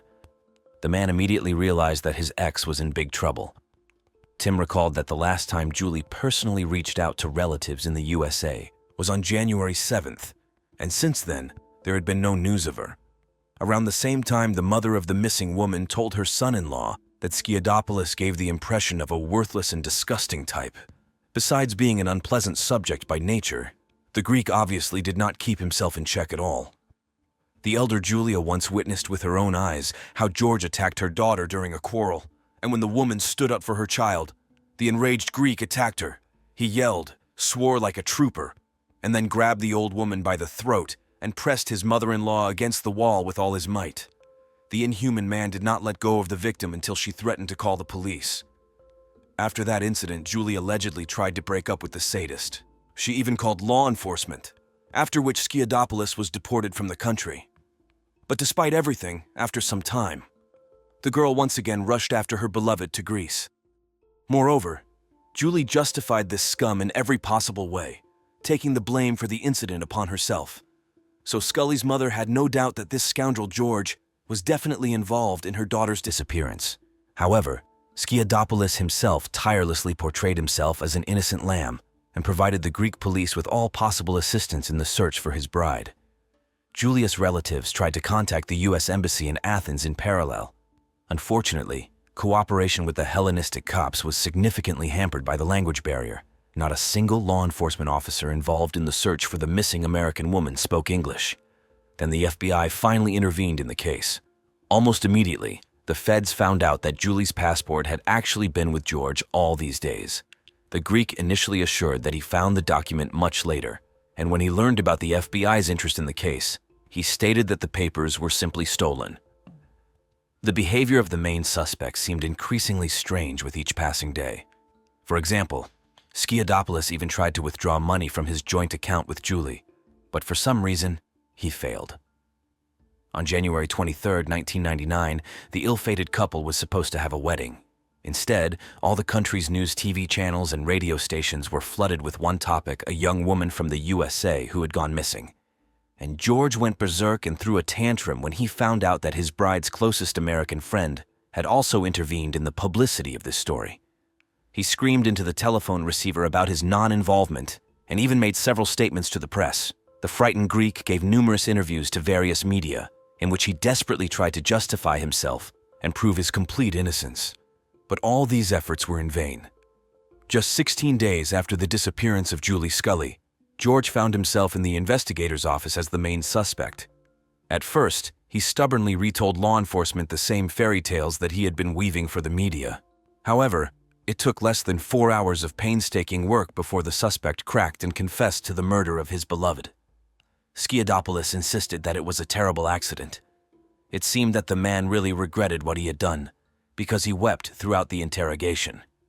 But very quickly, this story was overgrown with a whole bunch of new, absurd, and frankly false details. Getting confused in his testimony, George either convinced the cops that Julie had never disappeared at all, then again admitted his guilt, then once again renounced any crime. Eventually, the Greek gave the following story. Allegedly, shortly after moving to Greece, Julie became very disappointed in both the country itself and her chosen one. Every day she unbearably missed her home, little daughter, usual life, and longed to return to America immediately. George claimed that he tried in every possible way to console and calm his beloved, but he failed. Every day, Julie's depression only deepened. On one of the last days before the disappearance, Scully simply could not stop the flow of tears and rushed to flee from Hellas with all her might. Additionally, the situation was aggravated by the fact that around the same time, the future mother-in-law found out about the existence of her son's fiancé's ex-wife and child. From that moment on, Georges' mother completely stopped hiding her disdain for her son's chosen one and openly advised him to get rid of this adventuress as soon as possible. On this basis, they had such violent conflicts with their son that the couple was even evicted from the hotel room once. At the same time, George found nothing better than to vent all his anger on Julie. He was jealous of her, forbade her to call relatives, and most importantly, regularly severely beat her. Later, it became known that Skiadopoulos himself most likely inherited mental disorders from his schizophrenic mother. At the very least, the Greek was distinguished by a clearly inflated self-esteem, which with his repulsive appearance, manifested itself in ugly arrogance and selfishness. George demonstrated the talent of a manipulator, as the relatives and friends of the deceased later told. And at the slightest disagreement, he attacked Julie with his fists. By the way, the elder Julia was not the first and not the only victim of the Greek's beating. There is documentary evidence of at least one more of his attacks, once the psychopath almost tore off Scully's arm. However, even then the woman covered for her tormentor, justifying herself to everyone that she was injured by accident. And despite all this horror, she continued to live with the tormentor under the same roof. It was against this eerie background that the events of January 8, 1999 took place. It was then that the couple went on a long car trip to Athens. The road along which the lover's car was winding was practically deserted, a typical section of the Greek outback with 2 lanes and not a soul around. Later, another fierce quarrel broke out between Julie and George. The enraged Skiadopoulos abruptly swerved onto the side of the road and braked in a hiding place where the passengers in the cabin could not be noticed by other road users. Emptiness, silence, and darkness reigned around. The Greek, devoid of human features, jumped out of the car, and a moment later, with an inhuman roar, attacked Julie, clasping his beloved's neck with his hands. The inhuman man squeezed her throat with inhuman force, seeking only one thing to stifle the cries and pleas of his victim as soon as possible. Later, during interrogation, the killer confessed to the cops that at that fatal moment, he seemed to be watching his own atrocities from the side, unable to control either the situation or himself. According to Skiadopoulos, the the sadist simply could not come to his senses in time and let go of Julie while she was still showing at least some signs of life. George assured the investigation that this whole nightmare lasted only a few seconds. However, forensic experts knew well that strangulation requires at least 23 minutes of continuous neck compression. After all he had done, the killer, according to his own testimony, almost lost his mind. At first, he allegedly wanted to burn the mutilated body of his beloved and scatter her ashes over the sea from a cliff, and then jump down himself to reunite with Julie after death. But in the end, he never dared to take this step. However, given the place where George's story took place, the interrogation room, the investigators did not really believe his sweet tales about a suicide attempt. Judging by everything, after the murder, Skiadopoulos did not even think about following his beloved to the other world. At that interrogation, the Greek muttered something about unsuccessful attempts to shoot himself with an air gun, throw himself under the wheels of a truck, and swallow a deadly dose of medicines. But all these masterfully invented plans were never implemented probably. The psychopath was simply afraid, which is why he changed his mind. The reality was much more horrible and eerie. According to the killer's own confession, the first thing he did was shove the bloodless body of his beloved into the trunk of the car, drive to the nearest gas station, fill up a full tank, and return to the scene of the crime. After that, Skiadopoulos dragged the bloody Julie into a field. Away from the road, it was there that two small lakes were visible. Without thinking twice, the beast doused the tortured girl with fuel and set her on fire. However, a sudden rain extinguished the fire, so the body was only partially burned, although George even considered the option of simply drowning the disfigured remains in the nearest lake. In the end, he decided it was better to put the charred corpse back in the trunk. This time, the sadist drove in the opposite direction, to his grandmother's house. There in the pantry, the maniac found a huge suitcase in which he planned to place Julie's remains. But the so-called rigor mortis stood in the way, as a result of which the tortured body stiffened and did not want to bend. And it was also impossible to shove the dead woman's head into the suitcase, so George took it in cold blood and personally cut Scully's head. Grabbing the severed part by the hair, the killer raised it to the level of his eyes. Later, during interrogation, the Greek confessed to the investigators that at that moment, genuine horror was visible in Julie's dead pupils. However, even after death, the girl seemed incredibly beautiful to him. So as a farewell, the psychopath passionately kissed the bloody lips of his lifeless bride. After these disgusting manipulations, Skiadopoulos packed the mutilated torso into a suitcase, burned it, and threw the charred remains into the middle of the nearest swamp. But George decided to keep Julie's severed head as a creepy trophy. Later, he still got rid of it by throwing it from a high bank into the sea. The girl's body was found only 19 days after her disappearance, and not anywhere else, but at the very place of the murder, where law enforcement officers were brought personally by George, who was already imprisoned at that time. The widow of the deceased, Tim Scully, flew to Greece to identify his wife with his own eyes and settle all the formalities for transporting her mutilated remains to her homeland.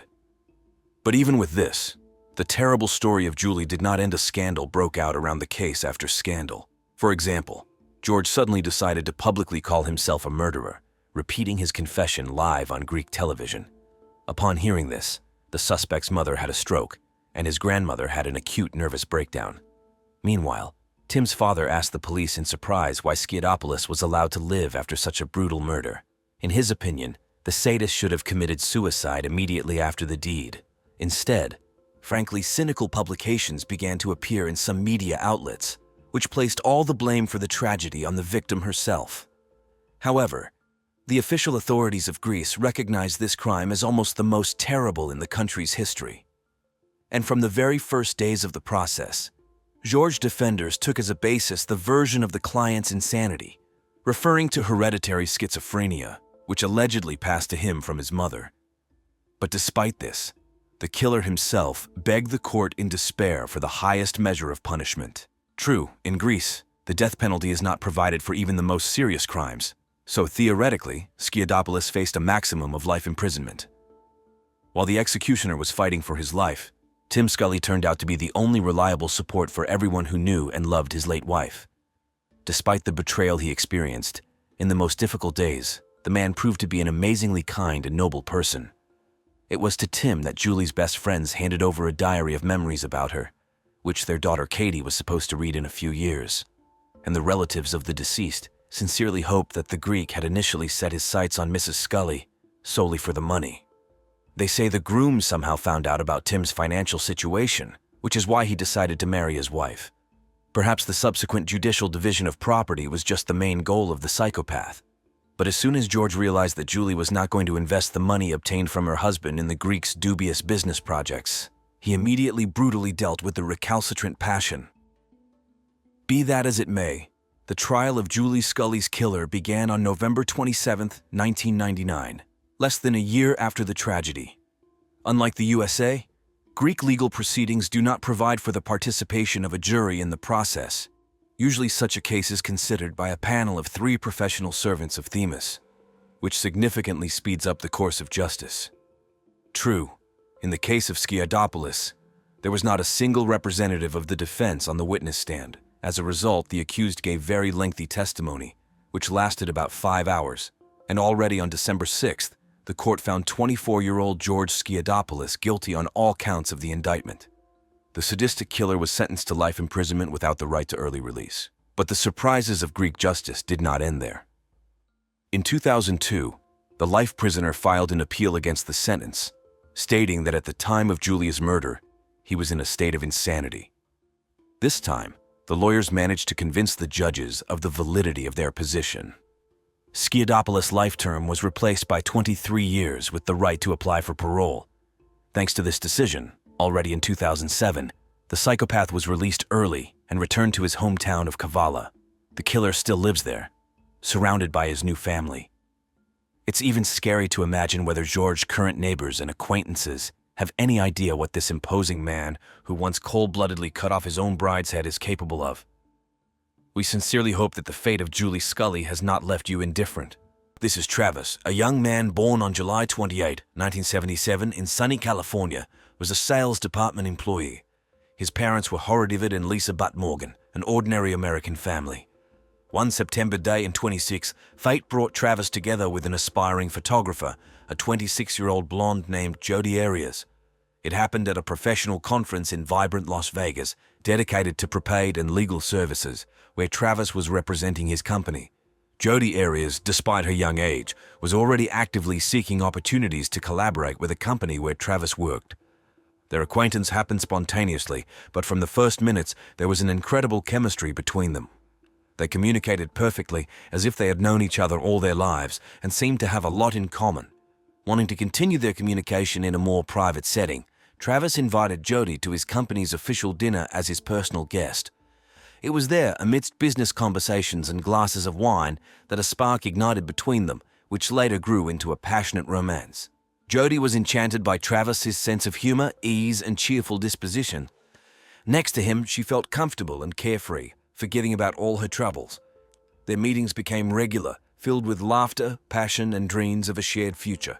As an experienced detective, I would note that often it is precisely such seemingly perfect acquaintances that can lead to unpredictable and even tragic consequences. Behind the mask of attractiveness and friendliness, dark secrets and dangerous intentions can hide. However, at that moment, nothing foreshadowed trouble. The lovers enjoyed each other's company, making plans for the future and not suspecting what a dramatic turn their relationship would take. From the outside, it seemed that Travis and Jodi were a perfect couple, created by fate itself. They complemented each other, shared common interests and dreams. However, as practice shows, often behind the ideal facade, deep cracks hide that can destroy even the strongest relationships. And this case was no exception. After that fateful acquaintance at the conference, Jodi decided to end her relationship with her then-boyfriend and dive headfirst into a romance with Travis. However, distance stood in the way of their happiness. The lovers lived in different states. Travis lived in another region, while Jodi remained in Palm Desert, California. But this did not become an obstacle to their feelings, and they continued to keep in touch despite the geographical remoteness. According to one of Travis' friends, Jodi made the impression of a very attractive and friendly girl. Her long blonde hair and slender figure could not leave any man indifferent. During a joint dinner with Travis, they constantly talked about something, and from the outside, it seemed that a genuine mutual affection had arisen between them. Travis and Jodi's relationship developed rapidly, despite the distance. They constantly communicated by phone, exchanged messages, and tried to see each other in person as often as possible. It seemed that nothing could overshadow their happiness. However, I would note that not all of Travis' friends shared his admiration for the new girl. Some of them, who had the chance to get to know Jodi better and observe the development of their relationship, felt a certain uneasiness. Perhaps it was some kind of sixth sense that hinted that something disturbing was hiding behind Jodi's attractive appearance and sweet smile. But lovers rarely listen to the advice of friends, especially when it comes to matters of the heart. Travis was so enchanted by Jodi that he did not pay attention to the warnings of those around him. He was convinced that he had found his true love and was ready to fight for this relationship no matter what. As practice shows, often at the beginning of a romance, during the so-called rose-colored glasses period, lovers do not notice obvious alarming signs in the behavior of their other half. They idealize their partner, attributing desired qualities to them and ignoring potential flaws. And only with time, when the euphoria subsides and the relationship reaches a new level, true faces and intentions begin to reveal themselves. But despite all the warnings, Travis and Jodi continued to enjoy their romance. They made plans for the future, dreamed of a life together, and were ready to overcome any obstacles on the way to their happiness. However, as time will tell, sometimes the greatest danger lurks from those we love the most. And right now, the crack in the relationship that I will tell you about will happen. The more people hear this story, the more people can draw conclusions for themselves and protect themselves from similar circumstances. This is very important. Despite the passionate feelings and plans for a shared future, after 5 months, Jodi and Travis' relationship reached a dead end. They decided to break up, but as often happens in such cases, they could not completely sever the connection. The former lovers continued to maintain physical intimacy and communicate as if nothing had changed. At first, it seemed that such a format of the relationship suited them perfectly. They remained a part of each other's lives, but without burdensome obligations and promises. But everything changed when Travis started dating another woman. The news of her ex-boyfriend's new passion came as a real blow to Jodi. She could not come to terms with the thought that Travis now belonged to another. Jealousy clouded her mind, pushing her to reckless actions. Jodi began to obsessively follow Travis' life on social media. She hacked his accounts, read private correspondence, trying to find even the slightest hint of his new relationship. It became a kind of obsession for her, absorbing all her thoughts and actions. Once Travis, seemingly jokingly but with a note of anxiety, said to his friend, "Don't be surprised if one day you find me dead." Perhaps deep down, he already felt that Jodi's obsession could have fatal consequences. I can say that such jokes are often a kind of cry for help. People who find themselves in toxic and dangerous relationships sometimes unconsciously send signals to others, hoping that someone will intervene and save them from the threat. But at that moment, neither Travis himself nor his friends gave proper significance to this joke. They attributed it to Jodi's eccentricity and did not perceive her behavior as a real danger. Months passed and Jodi's obsession only intensified. She gave Travis no peace, stalked him, threw tantrums and caused scandals. Eventually, at the end of May 2008, tired of her endless antics, Travis gave Jodi an ultimatum. Either she leaves his life forever or he will be forced to take radical measures. But was Jodi ready to let go of her obsession so easily? Could she come to terms with the idea that Travis would never belong to her again?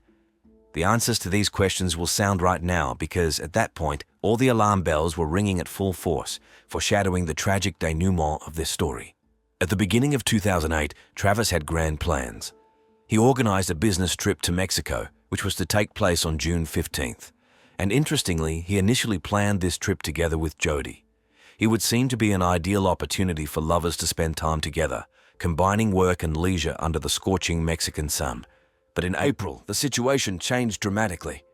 Travis suddenly informed Jodi that the plans had changed, and instead of her, he had decided to take another girl with him. We can only imagine what a blow this was for Jodi, who had already managed to paint a perfect picture of their joint trip in her imagination. And so, the night of June 2nd arrived. Around 2 o'clock, Jodi, unable to bear the tension, began calling Travis. She dialed his number 4 times in a row, but he stubbornly did not answer. Perhaps he already felt then that a conversation with Jodi would not bring anything good and tried to avoid conflict. The longest call lasted only 17 seconds. Imagine this picture. Jodi engulfed in jealousy and anger, pressing the call button again and again, and Travis, tired of her intrusiveness, simply looking at the phone screen, not daring to answer. But Jodi did not give up. She kept calling, and eventually Travis couldn't stand it. He answered her call, and they talked for 18 minutes at first, and then for another 41 minutes.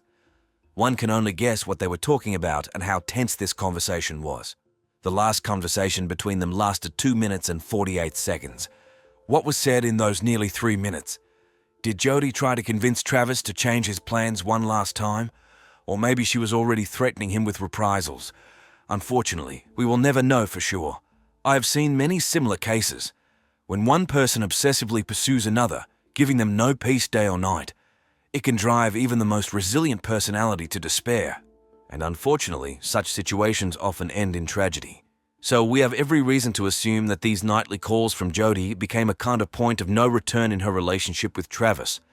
She could not come to terms with his decision to take another girl with him on the trip and was ready to do anything to hinder these plans. And Travis, in turn, was already tired of her constant tantrums and scandals and sought to break this toxic bond as soon as possible. After that fateful phone conversation with Travis, Jodi decided to act. She rented a car, intending to make a long trip to the state of Utah. At first, her path led through Southern California, where she visited her friends at a work conference. It would seem to be an ordinary stop along the way, but as it turned out later, it had far-reaching consequences. During her stay in California, Jodi met with Ryan Burns, Travis' colleague, and it was from him that we learned several interesting details. It turns out that at the time of the meeting with Burns, Jodi's blonde hair had already been dyed dark chestnut. Moreover, Burns noticed cuts on her hands. A strange change of image and injuries, don't you think? It seems that Jodi was preparing for something important and tried to disguise her appearance. On June 6th, Jodi left California for Utah, stopping by the city of Alta along the way. All this time, she tried to contact Travis, leaving him numerous voice messages. Her obsession reached such a level that she even managed to gain access to the voicemail system of his mobile phone. One can only guess what words she left in those messages and whether they contained threats against Travis. When returning the rented car, Jodi had to explain a few strange things. First, according to the seller, the car managed to accumulate about 3,000 miles in a short period of time. Second, the rental clerk noticed the absence of floor mats in the cabin and the presence of suspicious red stains on the seats. However, unfortunately, these stains were never thoroughly investigated, as the company rushed to clean the car before the police examined it. As an experienced detective, I cannot help but note that all these details raise serious suspicions. Why did Jodi need to change her appearance so drastically? Why were there cuts on her hands? And most importantly, what were the mysterious red stains found in the car she rented? All these questions suggest that something sinister is hiding behind Jodi's outward decency. Of course, at that moment, no one could have predicted what tragic events this seemingly ordinary trip would lead to.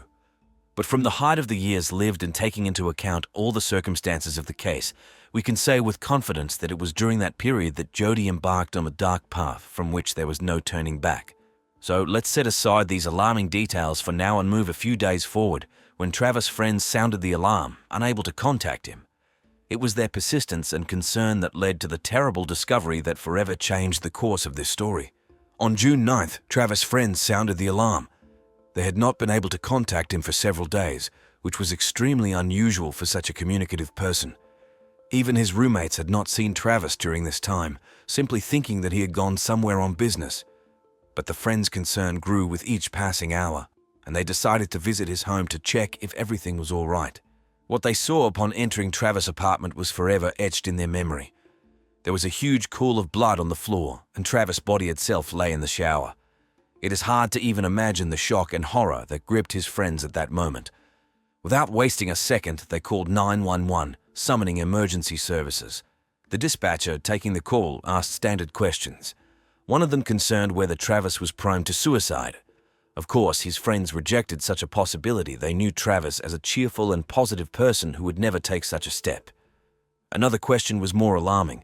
Was there anyone from Travis' circle who might wish him harm? And then Travis' friends remembered Jodi Arias, Travis' ex-girlfriend. They said that she literally stalked him, was wildly jealous, and even resorted to such extremes as hacking his Facebook page and damaging the tires of his car. It seemed that Jodi was obsessed with Travis and could not come to terms with the fact that he had left her. As a detective with many years of experience, I immediately realized that this information could be key to the investigation. Obsession and aggressive behavior of former partners often lead to tragic consequences, and although at that moment it was still too early to draw final conclusions, Jodi Arias automatically fell into the list of main suspects. Of course, investigators could not rule out other versions. Perhaps Travis had some enemies that even his closest friends did not know about, or it could have been an ordinary robbery gone wrong. But with each new detail, with each new fact that surfaced during the investigation, the arrow of suspicion increasingly pointed towards Jodi. Now the cops needed to act quickly and in a coordinated manner. Interrogate all possible witnesses, gather evidence, track the movements of suspects. Every minute was worth its weight in gold because the killer was still at large and could strike again at any moment. When the detectives arrived at the crime scene and began a thorough search of Travis' apartment, one of the first finds made us shudder. A camera was found in the washing machine. At first glance, nothing strange nowadays. Many people have digital cameras. But during further investigation, it turned out that this camera had been purchased quite recently, and most importantly, it was damaged. Such details immediately made us wary. Later, technical experts set about restoring the data from the camera, and what they found came as a real shock. In the recovered images, we saw Jodi Arias and Travis in rather intimate poses. The pictures were dated June 4th around 2 p.m. It turns out that on that day, Jodi was in Travis' apartment, and more than just a friendly meeting was taking place between them. But the most shocking thing was that the camera contained photographs of Travis immediately before the murder, during it, and even after. It was like some kind of eerie photo report taken by the killer himself. The last photo in which Travis was still alive was taken at 5:29 p.m. on the same day, and literally a few minutes later, the camera captured bloody scenes in his bathroom. In these terrible pictures, one could make out the silhouette of a person, probably Travis, lying on the floor in a pool of his own blood. The red liquid spread across the floor, creating eerie patterns, and on the wall of the corridor leading to the bathroom, a bloody handprint was clearly visible. Later, the examination showed that the print contained mixed DNA of both Jodi and Travis. In fact, investigators obtained irrefutable evidence that Jodi Arias was present at the crime scene at the time of Travis' murder. Her intimate photos with the victim and taken just a few hours before his death, as well as her handprints at the crime scene, all this spoke in favor of the fact that she was the main suspect. It was necessary to carefully analyze each photograph, each detail in order to reconstruct an accurate picture of the events of that fatal day. But even then, we felt that we had taken a huge step towards solving this horrific crime. Now law enforcement had not just the testimony of friends about Jodi's obsession and aggressive behavior. In their hands were photographs that irrefutably proved her involvement in the murder, and although there was still a lot of work ahead of us, we were filled with determination to see the case through to the end and bring the perpetrators to justice. Only one question remained: why? What could have pushed a young woman to commit such a terrible crime? Love, jealousy, hatred. Or maybe there was something more behind this, something we did not yet understand. Believe me, what happened next just shocked me. July 15, 2008 became a decisive day in this case.